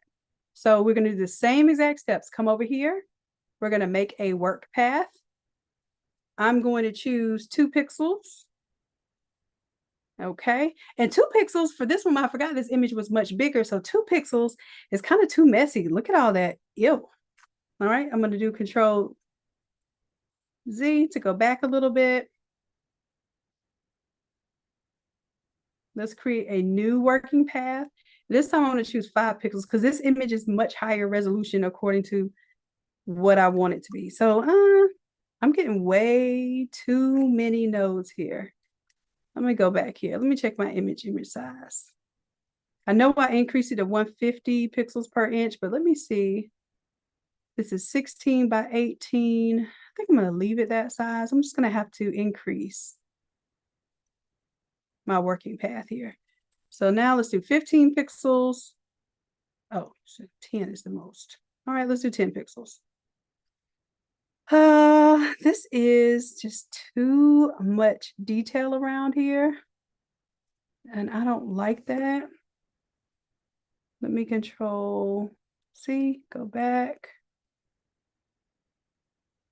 So you have a couple options here. And I think it's because her hair, like, it's very undefined here. So it's having a hard time selecting that. I'm going to, I suppose this would be a good time to show you how you can fill in these spots here. Number 1, I'm going to create a new fill layer behind this. So let's go solid color. And see, this is what it's dealing with, which is, this is a major, I want y'all to understand, this is a major upgrade of Photoshop. The fact that it does this kind of layer mask where it gives you the hair flyaways is phenomenal when we're doing our layering. Not so phenomenal when you're doing cutouts, okay? So I'm going to keep this here. What I'm going to do is I'm going to take my brush tool. And well, first let's select my magic wand tool. I'm going to select everything on the outside of this. See how that's kind of giving me more of a border that I want here. Then I'm going to use my paintbrush tool here and I'm going to paint white in these spaces. Why? Oops. I want to select the inverse because I have the outside meat selected. So select inverse. Now I have the inside meat selected. All of these little flyaways, I'm going to fill in with just regular old black. Okay. You're going to see what I'm doing here in a second. This is where I was saying that fill layer is actually very helpful. You see how it gets one of those little flyaways, but that's okay. That's cool.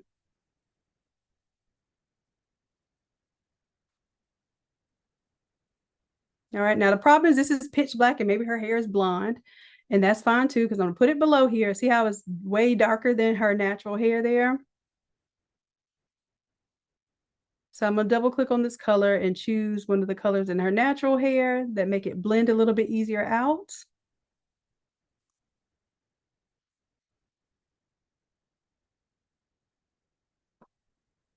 Okay, that was good for me. I'm gonna choose okay. And it still looks real ratchet right now. These edges don't look nice. They don't look clean, but I have a better continuous layer mask, but it still looks janky. All right, now what I'm gonna do is I'm gonna show you better than I can tell you. Let's go ahead and duplicate that group, and I'm gonna pull it on over to my standee file. And oops, before I do that, let me make sure that this is, remove that layer mask for a second. I want to make sure that this is a smart object. Why? Because when we're designing in preview mode and it's only 15 pixels per inch, that is not, whenever you pull your file into a smaller pixels per inch file and it's not a smart object, it does not preserve your details. It will kill, it will crush your pixels. Always work with smart objects, okay? That way, when you're dealing with a smaller resolution file, you're still preserving the highest quality of the image that you were using in the first place, okay? So now when I pull this over, now I can pull that over into my 15 pixels per inch preview. And although it looks really big, it's going to preserve what it's supposed to look like because the image is a smart object here. So here, and I want y'all to understand this is going to be 10 times smaller because this is my preview mode, y'all. This is how I'm able to design so fast with these large format projects. This is a 4-foot by 8-foot board. Let's say I'm going to make a big head that's going to be like 36 inches.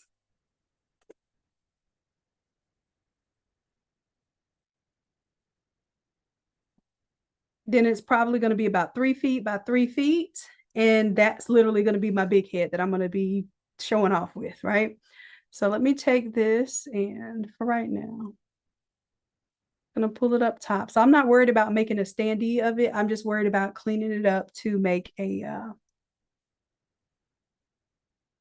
oh, I didn't bring all my stuff over. Hold on. All of that was supposed to be grouped together. We already did all that hard work. I don't want to do it again. All right, duplicate the group. And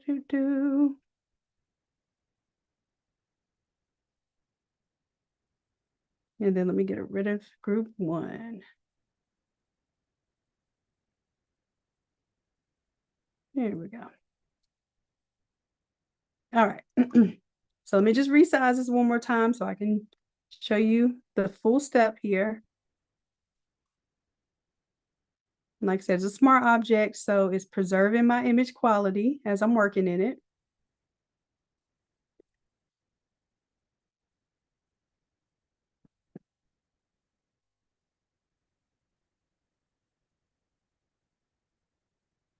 All right.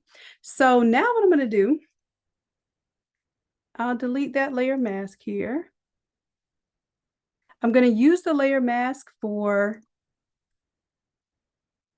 this brown area that we created here. And I'm going to create a vector mask from it. Same process. Here, make a working path. This time, because I'm in this smaller preview mode, I should be able to do 2 pixels. Boom. See how it even gave me my little flyaway there, which is cool. Now here, you may want to actually edit these nodes. So remember, we can go here and we can delete an anchor point. I want to delete that one, delete that one.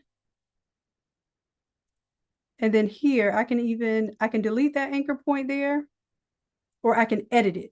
Now, how we edit the anchor point is to go to our direct selection tool, which is the white arrow. And I can click on any node that I want to edit, any handle, pull that handle up, that handle down, and see how now I can just, oh, I pulled the whole thing. I just want to choose the individual node there. You see what I'm doing there? Move these handles a little bit. If you want to get real particular, Get a little bit closer and clean that up. Have y'all ever done this before? Instead of drawing with the pen tool exactly all the way around, I do need a bit of editing with this, right? But now I don't have to worry about filling it in with all that color before, but it's giving me a good starting point. And if I feel like, hey, this is too many nodes here, guess what? Boom, delete that node. Boom, delete that node. Make it smoother.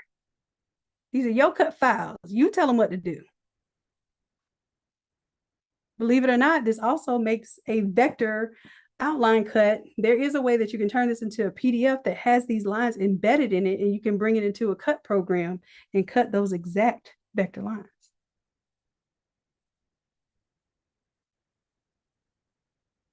All right, so here we go. We're going to push that in a little bit. That way it'll fill in this area, but it won't fill it in so much. You know how before it was filling in so much on the outside? We're just giving it a chance to fill in some of the small flyaways, but it won't look so awkward. And that's how I do my big head cutouts. So I want to test this now. I'm going to go ahead and hit my working path here. And I want to be on top of my image here first. Or you can actually be on top of the full group here. I think that would be better. And go ahead and tell it to make that, oh, this is what I was doing. Go to layer, vector mask, and do the current path. Okay. And then make sure that color fill layer is inside of here.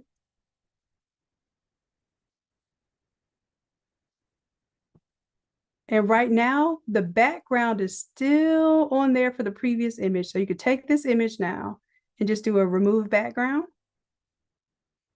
And see how now that background has been filled in with this brown color from her hair. And then that way we can choose a different brown color.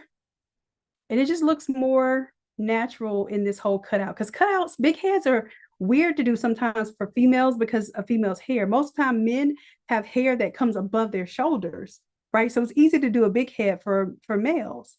For women, it's a little more difficult because you have layers and curls and, you know, shoulder length or longer hair. So you have to figure out what you're going to do for that. So this is how I do for my little big heads. It looks smooth. It looks clean.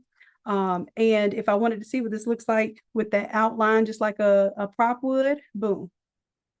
That's what it looks like. And then for the Automizer, I have a big head that has a stick, like the wooden stick at the end. And then I have one that does not have the stick at the end. And either way it goes, you want to come up with a clean image of your photo so that whether it's on the stick or not, it looks like a good full size. It's not standy, but big head cut out. Okay. And then if I saw, hey, this little edge right here is a little JE heartbreak, a little jagged edge right there. Boom. I go into my image and I say, you need to be cleaned up a little bit. I can even put a stroke on it just to test it. Put a weird color so you don't misimprint it. All right. And don't make it too much because you want to be able to see if it's a little jagged there. And see how I see that jagged edge there? So you can go into that vector and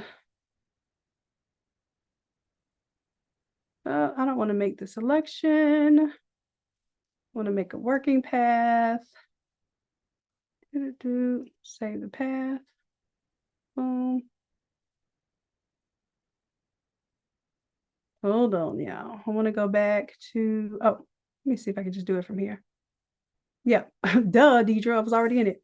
So as long as I have the path selected, I'm gonna go back to my original path. I can go to my direct selection tool, and if I click on the path, now this little area here, the reason why it's jagged like that is because, see how my nodes were going the same direction? It created an angle, and now I just smoothed it out. This one here might not be as smooth as I wanted. And just keep in mind that whenever you change your layer mask, go ahead and delete the vector mask that was already on it. Oops, I think I might have deleted my path there. Let me see, that's my fixed one or no? Nope. Let me not delete that. It was changing my mask as I was working on it. I see it was changing that immediate mask. Okay, so that's it. I'll save that just to show you what it looks like with that green outline plus the white. See how it's much smoother now? I probably could clean that up just a little bit too. But essentially, this is how you would do too. If you're even if you're not making a big standee, even if you're making like your little cupcake toppers, right? If you want them to have a contour cut and you want them to look good and clean and have those multiple layer looks, this is how you do that. Does that make sense? It's a weird tool. I have not worked a lot with this whole, working path tools. It used to scare me to death because I used to have to do this for my print and cuts when I would do sublimation onto glitter and when I do sublimation on the flock for those Letterman jackets. And every single time I would do it, it would frustrate me no matter how many times I did it. And that's what I would do for my Christmas files and my ugly sweaters and stuff. So I've done this a lot and it's still a little confusing. So I wanted to keep it simple for you all tonight, just to be able to create those nice, clean contours, get that together first. And then later you can take the same concepts and create print and cut files right from Photoshop. All right. All right. So that one, I'll keep that in there just for y'all to practice with. But essentially, so there is a little fuzziness here. So I could do that for him too. Just real quick, I'm going to recap. Control click there. Go to the folder above. Create or make a working path. 2 pixels is fine for this file. Boom. It's clean there. Go ahead and go up to layer, vector mask, and do the current path.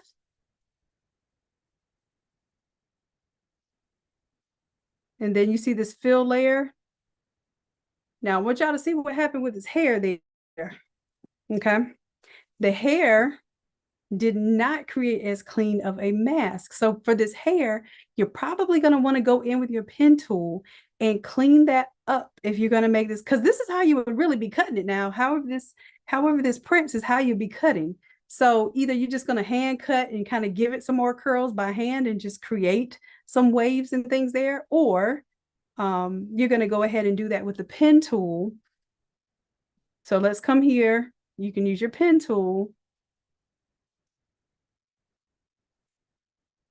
and create that shape up there, or you can just edit it with the direct selection tool. And I'll show you. You may have to create some extra nodes, move some things around, make things rounder here.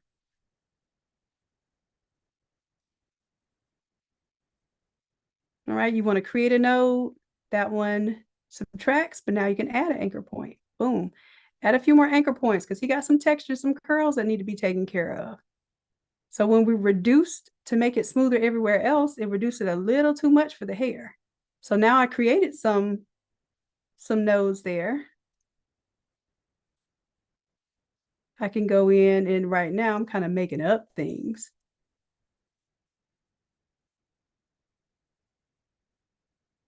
But I could more directly follow the actual image too.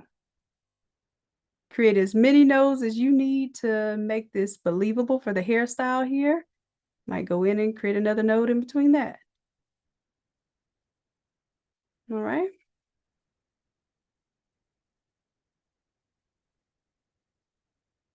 Move your nodes, move your handles. See how now I'm creating that texture for his hair and it looks much more believable than before. And go put a node in between there. Y'all, is this helpful at all? Does you feel like this is gonna bring you to a different level on creating your designs, your mock-ups, your vector cutout? Now, this is the same principle you would use if you wanted to create, for instance, like a printable that you could print and cut, right? You're gonna have to create some clean edges, otherwise that print and cut is gonna look crazy. Okay. All right, so I'm gonna leave it like this. Oh no, I'm not. I see too much of a corner right there. Now get this, if it creates a corner and you want it to be a curve, you can convert the point. See how it was pointy and then it converted it to smooth? All right, let me click off for a second. That's going to be good enough for me right now because what I'm going to do is save this. That way I can show you what it looks like as a cutout here versus when I didn't have the hair. All I'm going to do is disable the vector mask and I'm going to delete it. I'm going to turn that off here. Save. And this one actually didn't do a bad job. I like how it kept the curls here. I would keep this, but it does get a little jagged around there. But I'm actually okay because cutting that by hand, I could follow that line.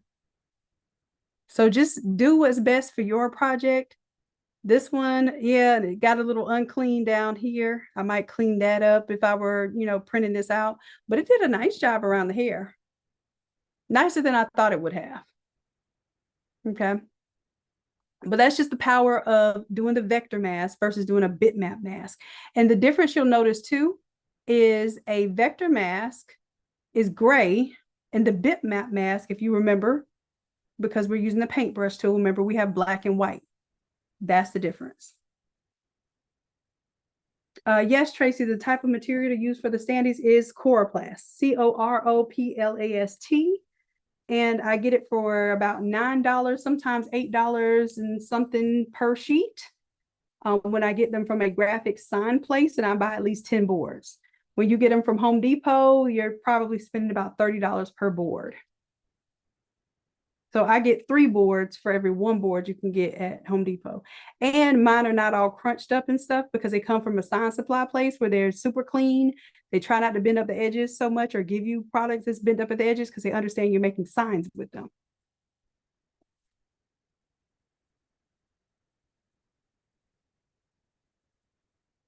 Okay.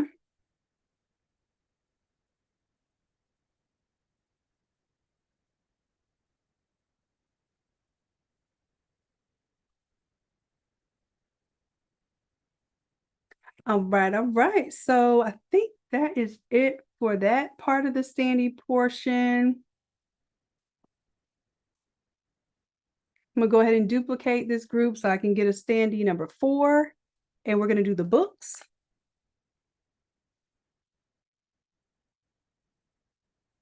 We're gonna just practice the same principles. I'm gonna go ahead and get rid of the image there. And I believe we've already downloaded our books. And get this, we're in the preview mode. So we're moving very fast because we're not designing it full scale in Photoshop. That's what I need y'all to understand, the power of how I tell y'all to design these large format graphics. I'm telling you, this is how I was able to survive. My computer was able to survive doing all these large format projects. So please understand, nobody showed me this. I was burning computers up. My computers was breathing at me real heavy because I was designing at full 300 DPI for these large format projects. And most of the printers are not even printing at 300 DPI when it comes to 4x8 boards. They can't even process that amount of data going to those printers.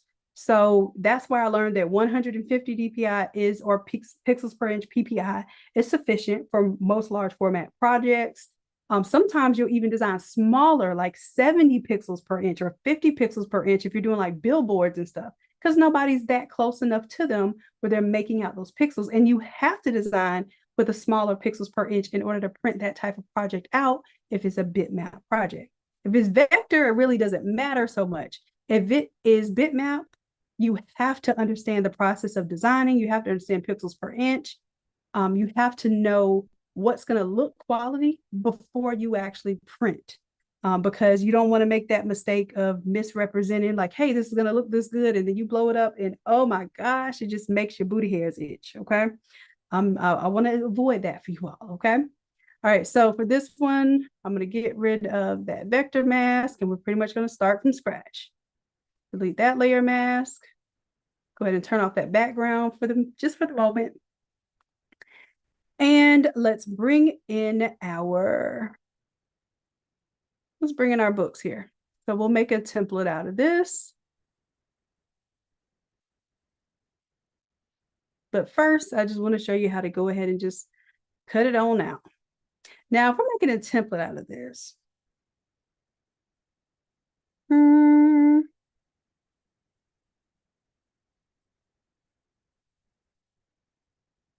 want to see.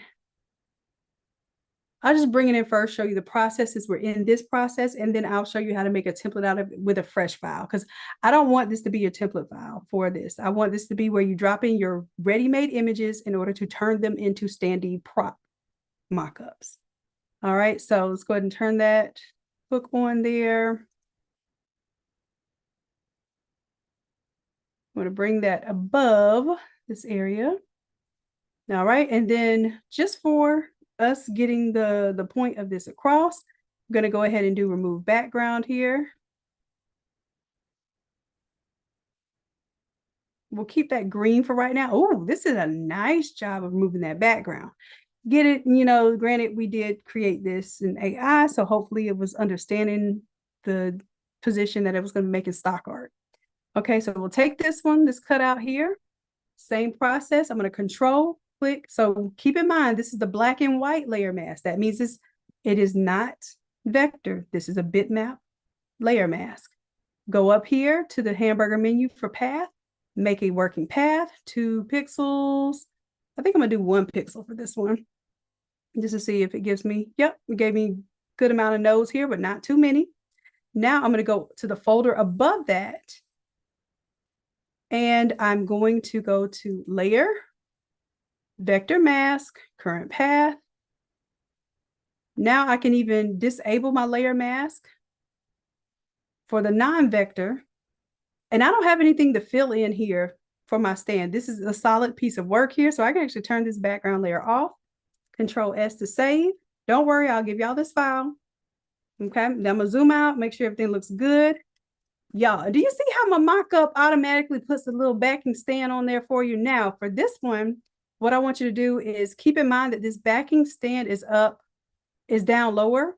So make sure, I should have told y'all this before, make sure that your prop, oops, boom, we want, I forgot it's on auto select. Let me turn auto select off. Okay. Pull that all the way down here. Now, I lied because I told you you would not have to put anything down here, but you do, because the corner of this book is going to leave this uneven and rocking on the ground. So let's turn on our green and let's say, hey, if I really wanted this to be even, I'm gonna come out here and just create a bottom, go to my green here, create a layer mask, and I can figure out what I want to add to or take away. I want this to be a little straighter here. I'm going to come to the edge of the book here, hold down shift, come straight down. And see, as I hold down shift, this is helping me create an exact vertical here. Do y'all see that while I'm holding shift? All right, boom. Now, if I have black in the background, I can hit delete. Oh, control Z, that's not what I wanted to do. Oh, I need white in the background because I want to add to this layer. So hit delete. Now I added white there. Let's see, deselect, boom. Now that is going to cleanly give me a flat edge there. I can turn on my white, hit save, and then that's going to be a better representation of what this prop would look like in real life. Do y'all see that? It has the bottom edge now here. The only thing is, if your prop is shorter than this, then basically you're going to end up kind of just cutting off that part of the stand there. Okay, but that's it. Does that make it look, does this convey better that it is a an actual standee product versus, you know, just showing the front side of it and never showing the customer how it stands up or what it looks like? I'm hoping that this mock-up helps you sell these too, because it helps people mentally understand that this is a mock-up product. Okay. And let me tell you what I do for when I actually have this on my stage here. So I'm going to save this.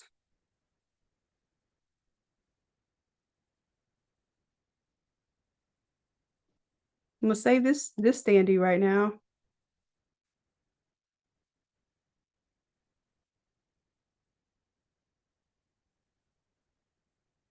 Okay. And what you'll see is, oh, I put it as my 350 project.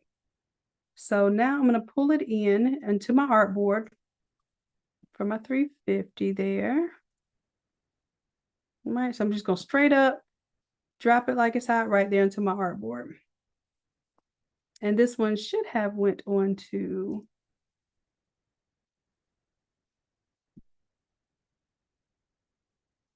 let me delete that for a moment. I want this to go into my full body standee folder because I also have like the portraits, which are kind of more bust shots. Just drag and drop and throw it on in there.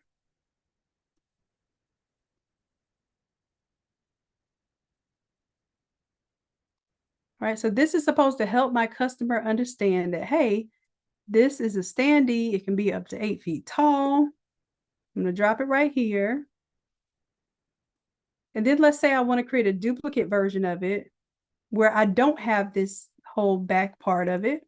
I'm going to duplicate. No, I lied. I'm going to new smart object via copy. Okay, looks like an exact copy, but it's not. It's different. Double click on the top version that I just made. Double click again on that image. Make sure I click on the image, and this time, instead of image number 4, I want it to be image number 3. Close out, hit yes to save. Okay, now let's say for this one, I already got the concept across that it has a stand on the back of it, right? So let's say I want to take the stand off now. And also I should have made sure that he is centered. Let me make sure he's centered, because if he's not, that stand is going to be in the wrong position. So let's take everything here, do Control A, make sure he's centered. That's better. Save. Okay, that's much better. All right, so I want him to still have this outline here, but I don't want to have this whole backing part. So this is the stand itself. You can turn off the stand, and you can also turn off the image of the backer piece. Okay. So some of you just may want to show what it looks like front and back. That's what you would do if it was just a big head, right? But if it's a stand, you have the stand there. Okay. So I'm going to turn off the stand and the backing. All right. I would save that one. And the one with the book should still be there. Why? Because I did a new smart object via copy. So I kept the properties, but I created a whole new instance of it where it won't be changing it everywhere. That's the beauty of the new smart object via copy. Okay. So you get here in my layout, well, I have a standee here. I have a standee here and a standee here, but I only showed the back of the standee on one of those demonstrations. Okay. All right. So let's see. All right. I got one more thing to show you for my Photoshop bonus, which is how we're going to make a fresh new object here. And I'm going to do 12 by 18. Nope. Usually I want this to be a 4 by 8. So I'm going to make a 48. I'll tell you what, I'll just make a 13 by 19. Then that way y'all can use it as a image for your small format projects or for your large format projects. And it's going to work because it's going to have smart objects embedded into it. All right, so I'm going to make a 13 by 19, 150 pixels per inch, transparent background, sRGB, stay in my RGB color mode, and let me create. Okay. Now I'm going to take my book image,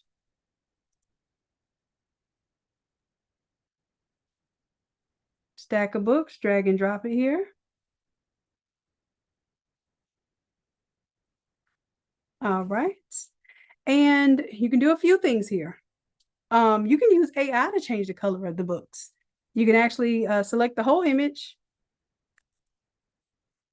hold down Control, select the whole image here.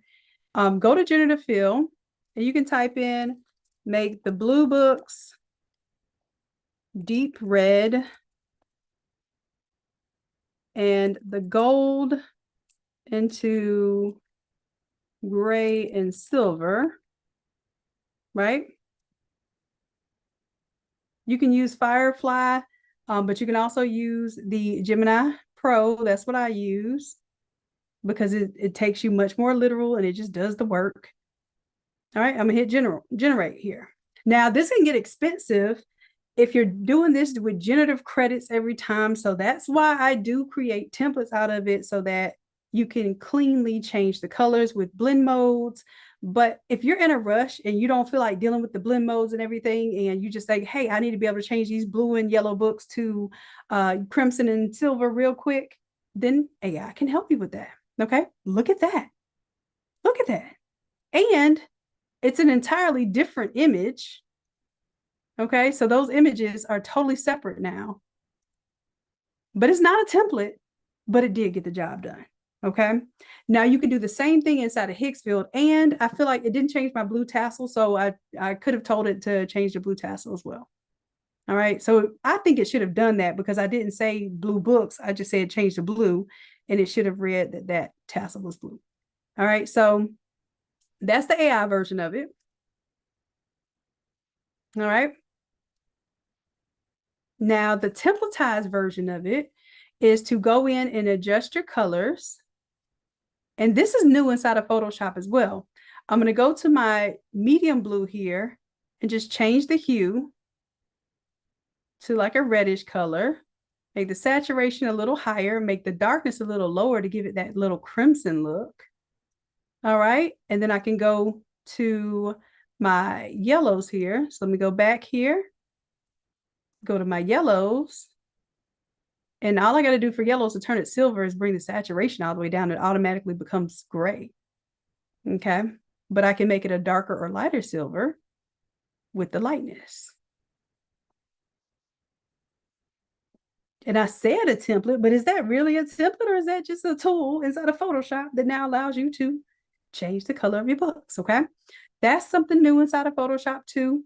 I really like this feature, but you know, we were doing this before. We were just doing our manual hue saturation setups, right? Okay, so I just want y'all to know that this is why when I design stock art, I design it kind of like in a blue and yellow theme. If I have to have a second color, I use yellow. Then that way it can tell the difference between blue and yellow because they are complementary colors. They're far enough away from one another. All right. If you choose, for instance, yellow and red, well, red has a little yellow in it, right? And yellow has a little red in it. So if you're trying to change those colors, sometimes they overlap. So I like to choose very much contrasting colors so that I can get those color changes within, a few clicks. All right. So that is, I was like, we're going to create a template. And we just did. All right. So let me save this. All right, so this is going to be our stack books for our standee. We'll just put stack books because you don't have to use it for a standee. But I'll just put grad as a graduation cap. All right, cool. Now, let's say if you wanted to put words on these books and that sort of thing, whew, that's up to you now. But let me show you a little something that you can do because I said this was a bonus session. So I want to give y'all that. I can create a text box here. Now it's not going to fit exactly on the book, but I need to be pretty sure where I'm going to put this. And I'm just going to put custom text. All right, and it's running over there. So I need to make my text smaller here.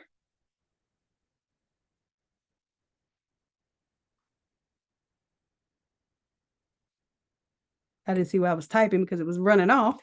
So now I can see I misspelled it. And maybe I want it to be all caps to make it easier.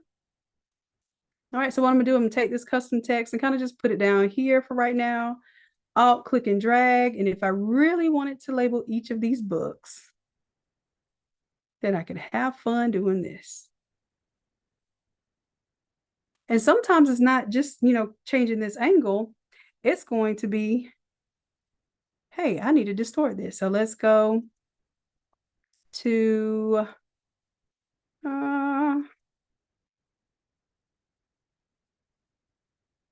I want to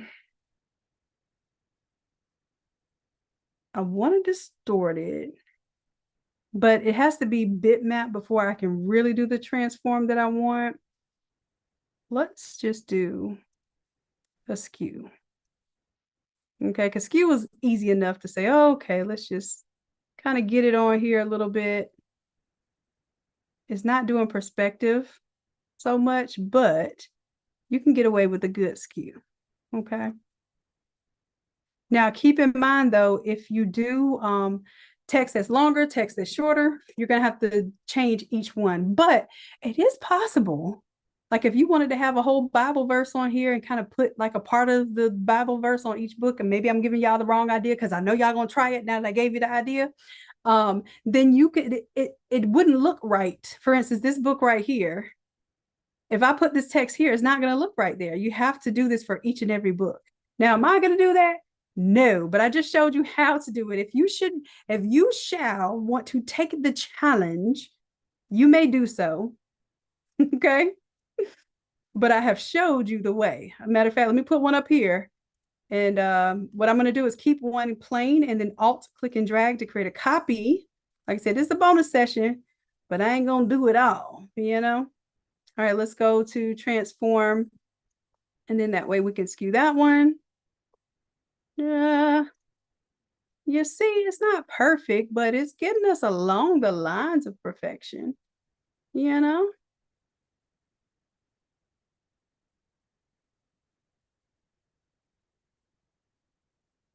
And then for this one, Control T, we might have to squish that in a little bit there. I should have squished it in before I did any skewing, because now my skewing is off. But y'all get it. Have fun with this. If you choose to do this now, have fun with it. If you're going to commit, have fun with it.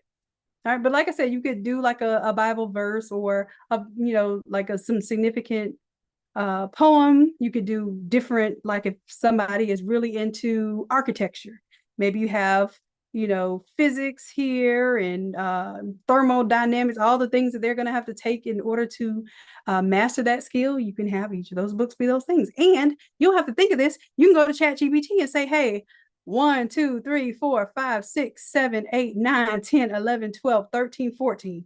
I have 14 books that I need to just show y'all. Can I show you better than I can tell you? I told y'all this is a bonus session. Yeah, were y'all ready to stay up with me tonight and do this? Because I've been missing y'all. So yeah, we can do it now. We can do it. Let me go to, did I already have ChatGPT open? Let me see.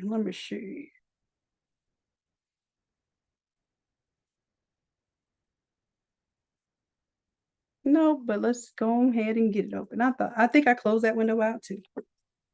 Don't take nothing to get it back into play.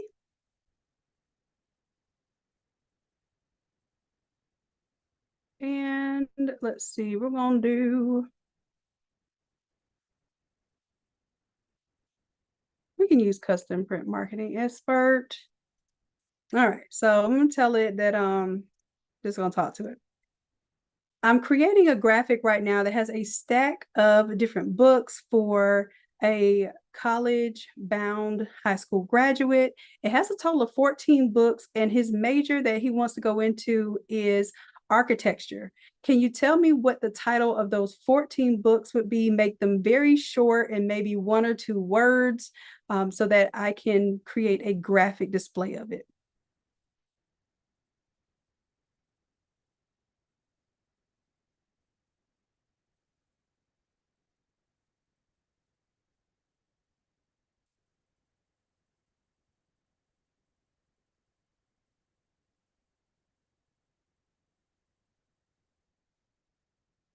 All right, boom.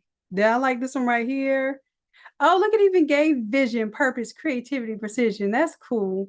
But if we're going with standard, we probably choose blueprints, drafting, structures, geometry. Now I can say like, hey, make these like college courses, but actually I like this better because this is more theoretical than it is technical. So it's not about the technical skills. It's about, hey, yeah, you need to know blueprints and drafting, but you need innovation and material science and those sort of things. So it mixes that together. I like that. Vision and purpose and creativity. I like that as well. So we could choose those and make those book titles. You could also say, I want to do a significant Bible verse for this graduate instead of the 14 books being topics like we just did. I want those 14 books to tell a story or be purposeful for encouraging that graduate. How could I break that up into the 14 books if I'm doing a Bible verse that would be relevant for this graduate?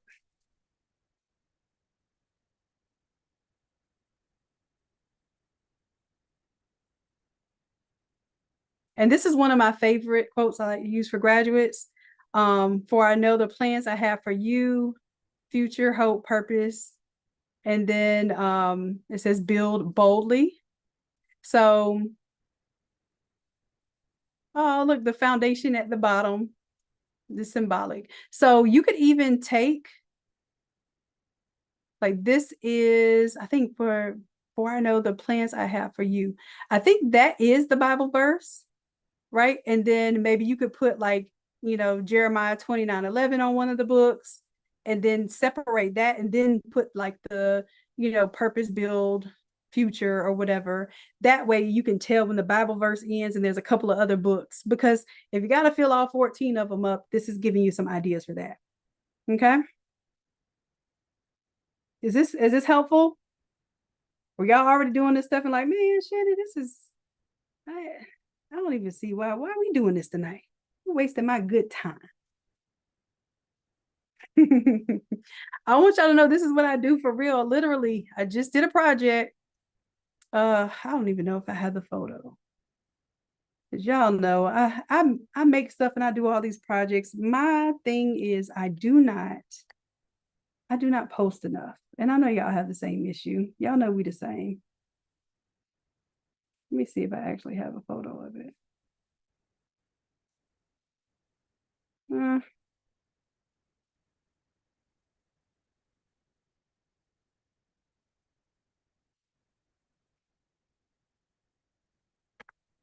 Hell, I can even show you something else right now. Let me show you my little,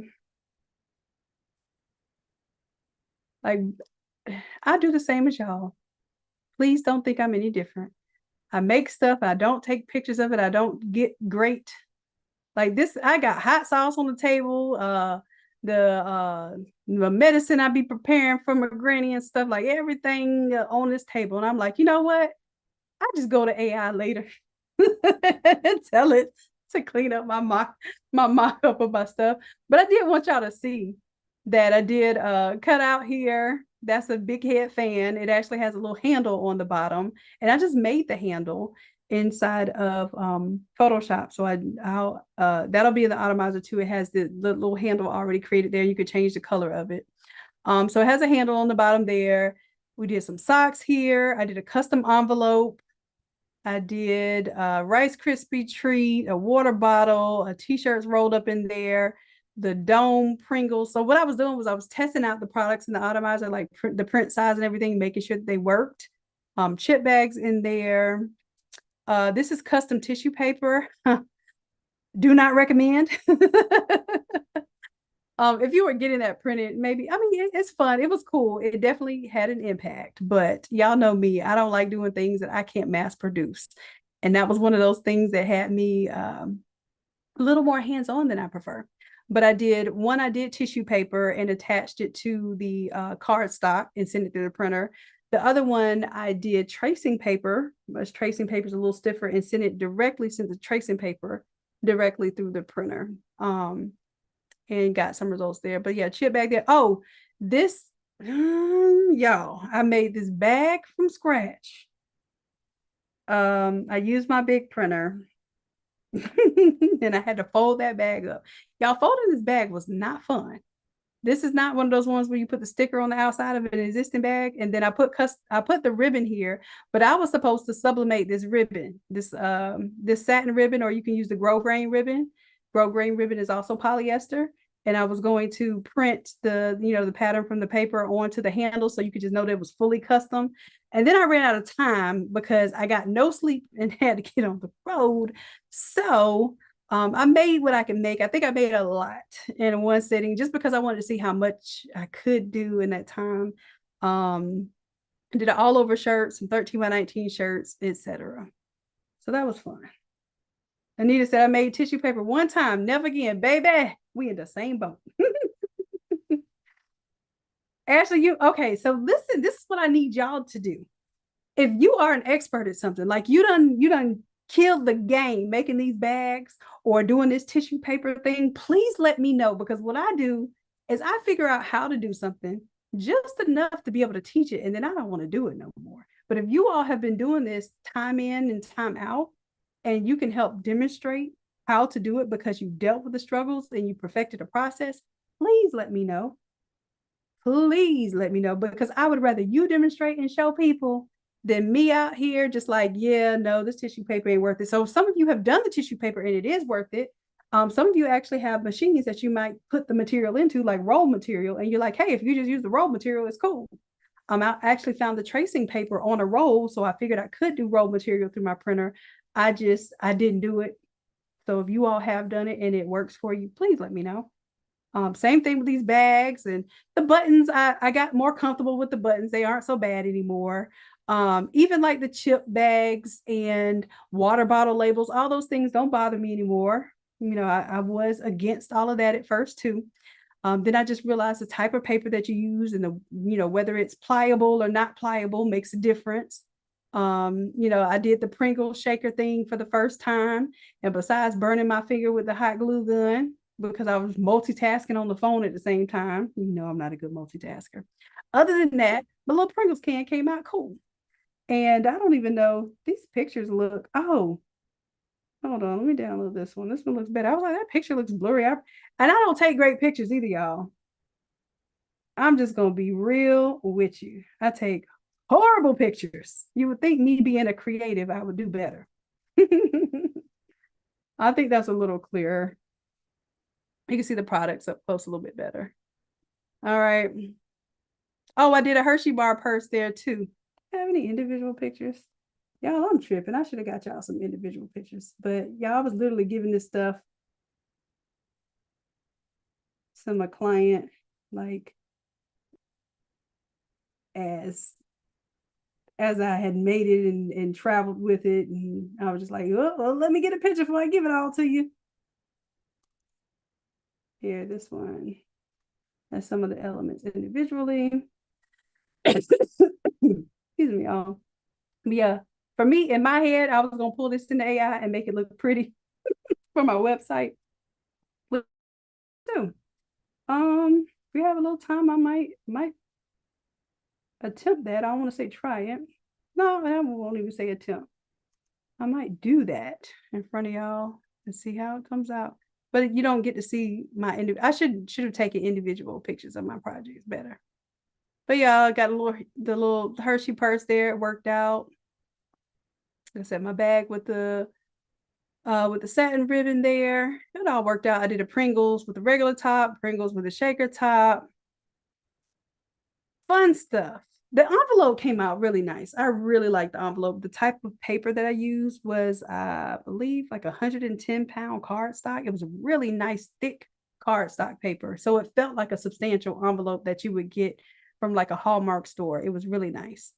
And then it had a contrast printing on the back of it. So yeah, child. I made a couple of things. It wasn't my prettiest or my best, but it was much appreciated. And I just want to show y'all that the things that you're doing, keep doing them. People love it. They appreciate it. They will pay for it. Okay. I actually did this for a favor for someone that's really been helping me out a lot with my grandmother. That's the only reason why I did it, because y'all know money don't motivate me to make stuff. Not individual stuff, I promise. But the love that somebody showed for me and my family and helping take care of things so that I could take some time off. I don't know if y'all know this, but I hadn't been home to see my home or my kids and my family for almost 5 months. So they were coming here to see me and only being able to come for like a day and a half, like over the weekends and stuff. And it's been a lot. It's been a lot. So I could really appreciate somebody coming in and making my life easier and making me feel confident and comfortable to even take a break. That was major. Of course, you know, the break that I had to take was because I was sick. So I told y'all, I don't take breaks. God makes me sit down and take breaks. And half of the time, he's going to sit my behind down and be like, hey, you're sick. You can't work. And y'all, the reason why I cry when I'm sick is not because I'm sick or I'm hurting. I'll be crying because I can't work. That's spoiled of me, huh? Anyways, y'all probably the same way. Y'all love what y'all do. And you probably cry too when you can't make your stuff. All right. But I figure I'd give y'all a little bit of background in the midst of helping you understand why we do what we do. We do it because we love it. So don't stop doing it. Okay. Ashley, let me see what your bag looking like, baby. Yes, girl. Love it. Why don't you be showing this stuff off on the Facebook page? That one. And let me tell you, now mine take 2 hours, but I don't know, the bottom of mine wasn't folded up right. Yeah, I made up the bottom of mine. The way the mine was at the bottom, I ain't never seen a bag like that at the bottom ever. But matter of fact, I should have taken a picture of the bottom so I can show y'all. But Ashley, let me know if you have like a template setup that has the correct way to fold the bottom, because the one that I got gave me no instructions on how to fold the bottom. All right, that was the hardest part, and obviously so hard that I just remixed it. I made my bottom actually went up in the air, so it created a platform inside of the thing, and I was like, well, that's perfect because that means my stuff can sit up in the box more. I justified how I strayed away from the actual instructions. Okay. Anyways, but I think that, you know, once you get better with something, you got to understand the people that produce these only produce these bags. So they have machines that do the folding, they're die cut, they're die folded. You know, they might have some hands that go in at the very end and do some of the, you know, some of the intricate placement of the folds, but the machine creates the fold lines and all they have to do is kind of bend them the correct way. All right. Oh, you can make them into a purse. All right, Ashley, but I guess you need to be showing us that then. And yes, I had it on a 13 by 19 paper where you can print out 2 on a 13 by 19 paper. And then I also made mine full printed where I printed it on the large printer too. So that was fun. Not really. Matter of fact, I've spent more time on the bag than I did on anything else. And I was so mad that I didn't get to do my custom printed ribbon, right? Like that was going to be my, you know, my wow factor on the bag, because I figured anybody could print a bag, but now I know anybody can print a bag, but not anybody can fold a bag. Okay. Oh Lord. All right. So Ashley, if you want to show us how you did that, baby, let me know. You can do a live video, put it on the Facebook page, get you some attention. Girl, I do not mind. Okay. Jenny found us a little YouTube video. That's what I'm talking about. Who made this? Okay, we might have to reach out to somebody to show y'all how to make this stuff, because baby, I'm not the one. I'm not gonna say I can't do it. I'm gonna say I won't do it. It's not my ministry. I'm gonna stick to the digitals, okay? All right. Okay, so I will put this literally. Let me go ahead and I'll do inside of this file to show you how to create the cutout too. So let's just go ahead and remove the background just so I can show you how to remove the background. Boom. Then group it. Take that background. Let's control click. Go to the group. We're just going over this process one more time for creating this path. Make a work path. Let's do 2 pixels. Boom, that looks good and clean. And then on the group, we're going to go to layer, vector mask, current path. Now I have a vector path. I can disable this other mask here. If you ever want to know what it looks like, just choose a solid color for the background. Make it something odd so you will not leave it on. Okay. And then I'll keep that AI in there just so you can see what the little prompt was real quick. But that's it. And then let's make sure that this custom text, just put copy this or duplicate. But don't edit. That way you just keep something always is there to duplicate, and before you start shaping this text, my suggestion would be to create the words first. And I'm so tempted to just take the Bible verse that we did and do this.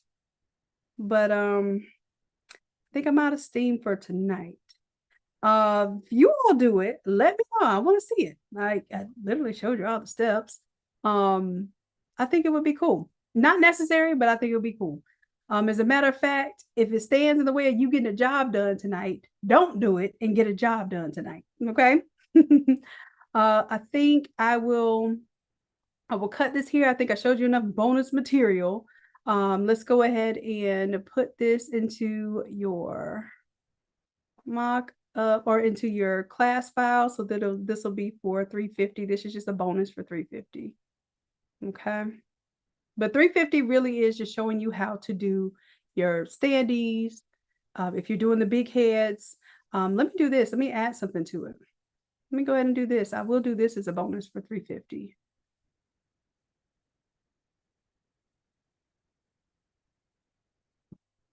Let me show you if you're doing a big head. And I'm just going to extend it to call that 4. Let me call that books. Stack books. Close that up. This one is our green grad.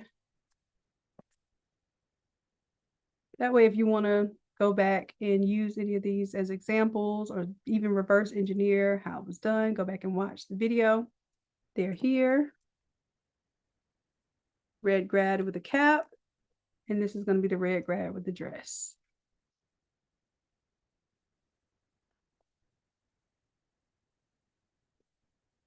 All right. So this one will be, let's just call this our big head. Now, if you're going to do the big head as just, standalone image, that's cool. If you're going to put the stick on the end, let me show you how to make a stick. Now, let me tell you, because I do have to tell you this, when you get ready to print, like I said, this is in preview mode. So please remind me, after I show you how to make the stick, please remind me to show you how to send this or get this ready for a printer, even if you're not printing it yourself. Okay. And Jennifer, what I would suggest you do too is go to Etsy and look at the listings for the big heads. Normally they have a few different sizes, 24-inch, 36-inch. Some of them do up to 48 by 48 inches because with the board, but it's also harder to ship 48. So most of them stop at 36 inches because you can ship 36 inches without having to split it and fold it down. But I do know people that split it, fold it down, and then tell you to tape it when you get it. And I just think that's a little tacky to tell people to tape something that they're going to be holding up and people are going to see the back of. Just my, opinion. So pretty much I would stop my big heads at 36 inches. And then outside of that, I would call them boards and I would tell people to just buy my boards at 4x8. That makes sense. Okay. Now, let's go ahead and turn this into a big head. So first I'm going to take this, do Control A and put it in the center. So Control A, then put it in the center there. And if you feel like it's not centered visually, you can center a little bit more. Okay. Now we're going to be making a custom shape. I'm going to take a rectangle here. Let's do Control D, make sure I don't have any pixels. Now you can make any kind of random rectangle that you want, but I want you to think of what's going to go in someone's hand. So typically you're not going to want, even if it's a big standy or a big head, the handle probably does not need to be wider than 3 inches, maybe even 2.5 is the max that you want to go. But you can make this whatever size you want. So I just made a rectangle. I'm going to come here to the width of it, and I'm just going to unlink it because I want to change it disproportionately. So my width is, let's say I make it 3 inches because I'm going to make this a 36-inch big head. Okay, that's big head. Normally you stop the sticks at 24 inches.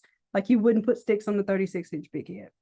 And then for the height here, yeah, let's make this 24 inches because I don't want to show y'all something unrealistic. So for the height here, maybe at the most, it's maybe 8 inches there. If this were a 24-inch, and I'm actually going to make it 12 inches. Okay, that way it looks a little more proportionate. Right now, I'm just going to leave this stick alone. Now for the whole big head project here, I'm just going to go ahead and let me take that little green stroke off. Turn that off. I'm just going to go ahead and make this a smart object.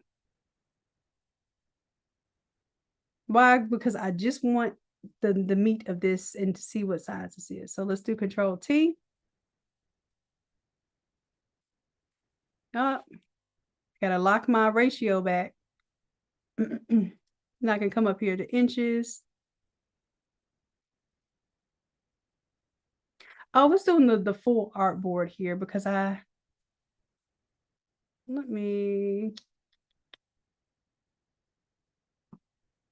yeah.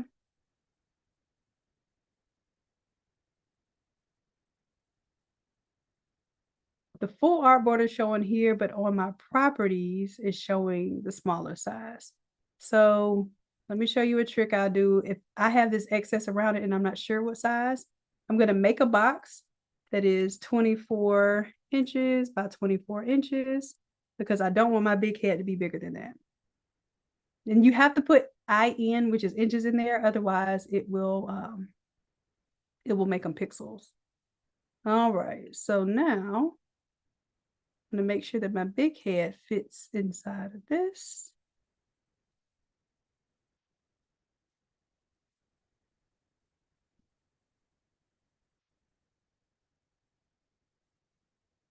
All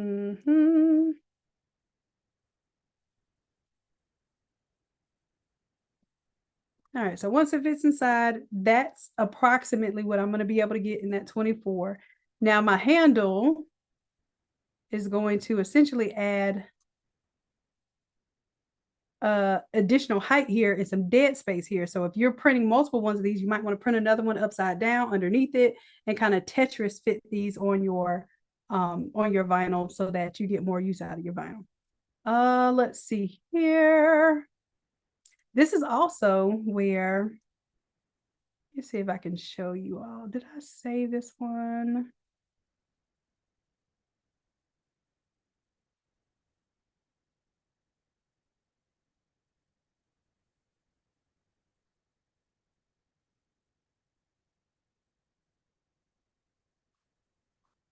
I don't know if I saved this one.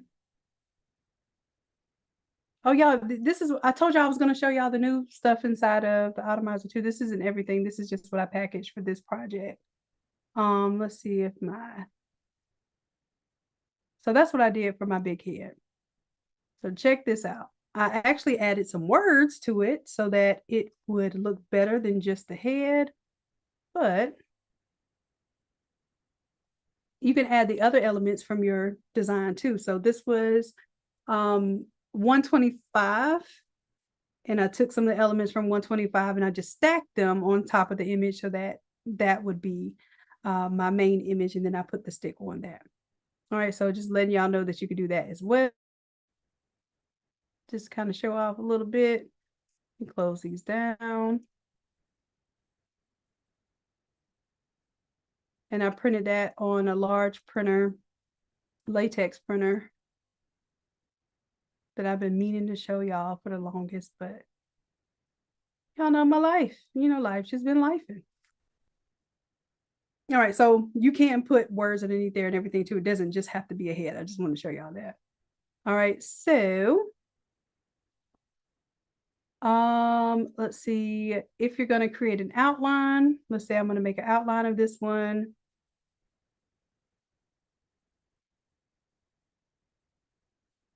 If I make the outline black, then I'll probably make the handle black.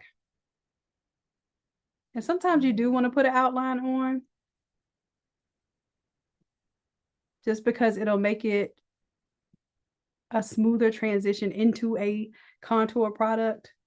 So if that's the case, I'm gonna say okay there. I'm gonna take my rectangle here, take the stroke off, and then just fill it with the color that I just did for the stroke there. Now, right now, this rectangle is not the shape that I want it to be. I think I remember showing you all this in one of the last classes. You can come here and you can change how round this rectangle gets. So if you pull it all the way in, it goes exactly into a circle down here. You pull it out, it just rounds the corners of the rectangle. And I like the rounded corners better than just the full circle down there. All right, and then what I'll do, I'll pull it behind the image now. Boom, boom. And let's say if you did a green outline, then maybe you make it stick that color. But you do want to take these two, line them up in the center here.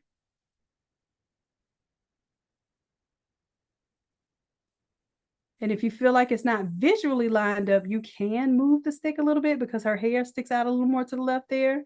Sometimes you want to visually move it. Sometimes you want it mathematically in the right place. But that is it. I could turn off the circle because I was just using it as reference for size. And then I will have this, right? I will want to print this exactly as is. Let me show you another thing. My brother was asking me to do this, and I didn't realize that this would be something good to teach. So I'm going to put a stroke on this, on the entire setup for that whole folder. Let's just do a stroke. And he was saying, hey, I need it. He was like, it would be a lot easier if you had a little guideline where I'm supposed to cut, because he just cut it by eyeball. And that is true. So usually what I do is use a not quite a really light gray, but a little light to mid-tone gray. All right, and then I'm going to put a stroke in front of it that is white. So, you know, it's not going to print the white. And then that outside stroke, like if I want this much around everything, I'm just going to make the outside stroke just one little pixel greater than my white stroke. And now this gives me a cut line because I have to hand cut this coroplast, right? But that gives me a printable there. Was that helpful?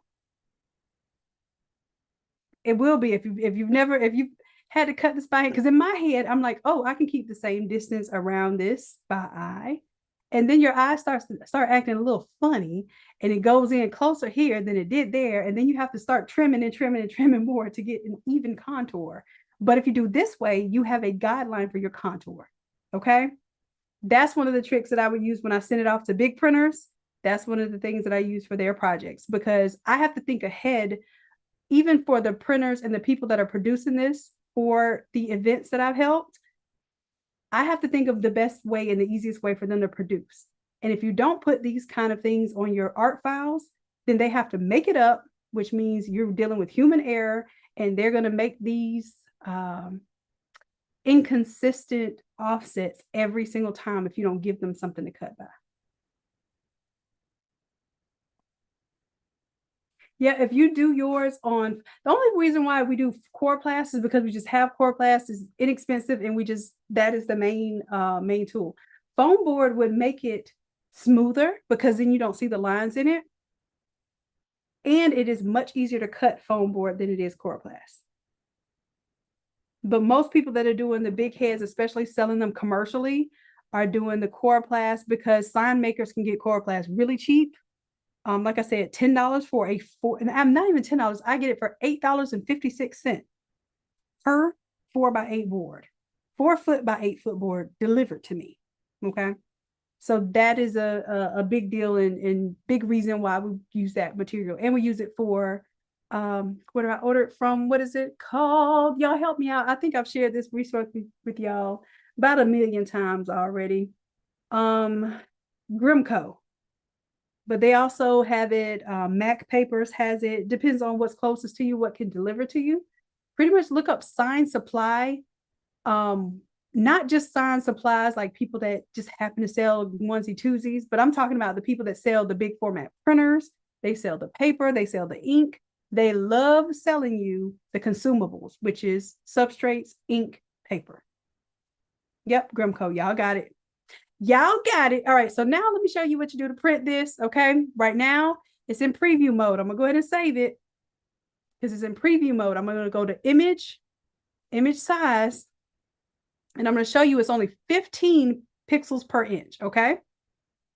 So it's 2.97 megabytes, okay? If I put a 0 on the end of this, it grows to 296 megabytes. Y'all, this is 100 times the size just because I made it 10 times the resolution.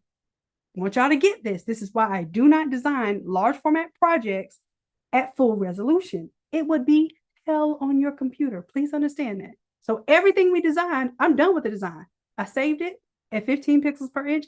I'm done with the design. Now I have to get it print ready. So I'm going to turn it to 150 pixels per inch, hit OK. It's going to have to do a little shifting and upscaling, but because we use smart objects, we have preserved that quality. So whatever's going to be is what it is. Okay. Now I can take this big head, right click, quick export as PNG. Okay. I'm just going to save it as big head PNG. Now that's saved as 150 pixels per inch. So I'm going to go back to my downloads here. Double click, open this up. Now, like I told you, the image itself was not high quality, but it's going to be the highest quality I can possibly get. I'm going to check my image size. This is 150 pixels per inch. It is 22 inches wide and 36 inches tall. Does that make sense? Because I put that stick on there. So now it's a 24 by 36. That's why I'm going to charge more for it than I would for a 24 by 24 image. I got to charge more because it's really a 24 by 36. Okay. And my file size is only 52 megabytes. Why? Because it's a PNG flattened version of my image, but it's at full scale. I send this exactly to the printer. Okay. My big head, 15 pixels per inch. I usually put the size in my file name too. So I would put this as a 23 by 36. 23 by 36, because that's pretty much what it is. That's it. I didn't even change anything here. I was just showing y'all the size. Now, before I save this one, I'm never going to save this as 150 pixels per inch.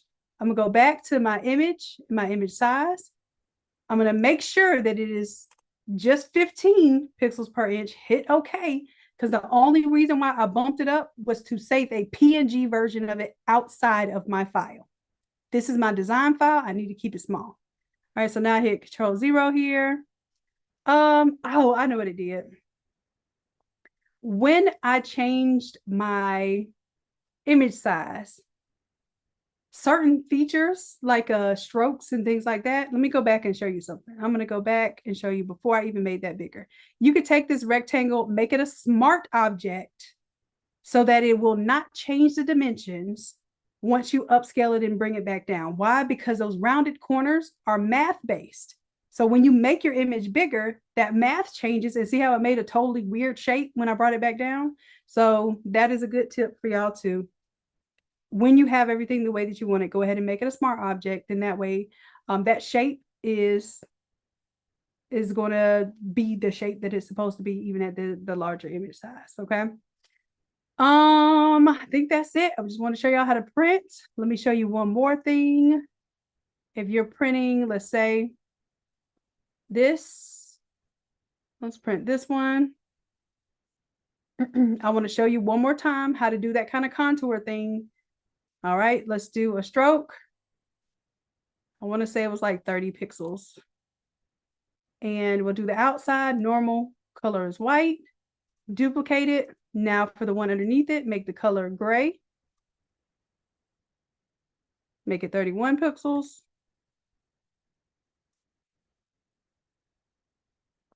And maybe it wasn't quite. Whatever you make this offset. Looks about right. And when you expand it and make it bigger to the 150 pixels per inch, it's not going to be 7 pixels anymore. All right, so if that one's 7, then make this one 8. Zoom in a little bit so you can see. And boom, now you have your contour line built into the file. Hit OK, zoom out a little bit. Make sure there's no weird openings. Like, for instance, inside of here is all solid between legs here. And we don't need the contour there at the bottom because it's going to be clean cut across the bottom. We don't want an extra little white margin that she's floating on. We want it to look like her feet are touching the floor. All right. So I just wanted to reiterate that process one more time. And again, I'm going to save this as is. When I get ready to print, image size. Well, let me not talk. Let me show you better than I can tell you. Image size, 150. Okay. Do Control Z to zoom out. Looks good. Take this one, right click, quick export as PNG. Put it in my downloadies. I am not going to save it while it's in 150 pixels per inch. It's going to take forever. Okay. So what I'm going to do is go back to image size.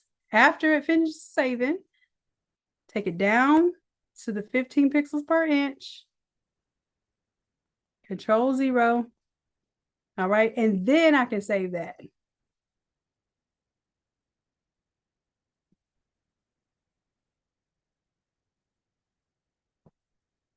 All righty, sprites. Now, let me tell you this, what happens too. Here, let me turn on this stroke here because I'm going to show you what happens. Because now that it has that gray stroke on it, it's going to put a double line around here for your mock-up. So make sure that you turn that stroke off when you're not ready to print. Right? So for the big head, that goes too. I'll leave one of them on, so if you see it, you'll see it. But you don't want to leave that on because sometimes you're going to have a contour, sometimes you're not. If you need to change that contour and take it off of here, then just simply turn off the stroke effect. You can leave the drop shadow if you want and turn off the stroke. That's just there to give a visual so that your customers understand that it's not going to be kiss cut. It's going to have a little offset around your image.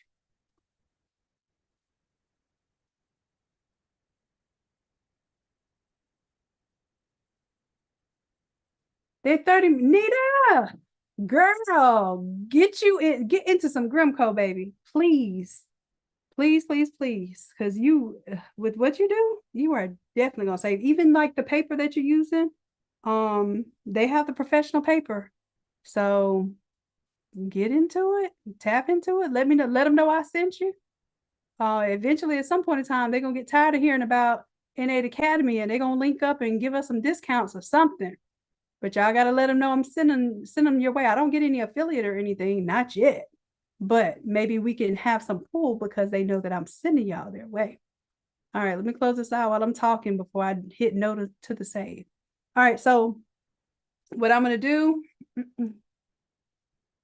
pull my little book over to this side. I'm going to do the lockers. And I think that's it for this. I'm going to wrap this project up so that I can include it with the Automizer and upload that. It'll all be uploaded tomorrow. I promise y'all, I will not sleep.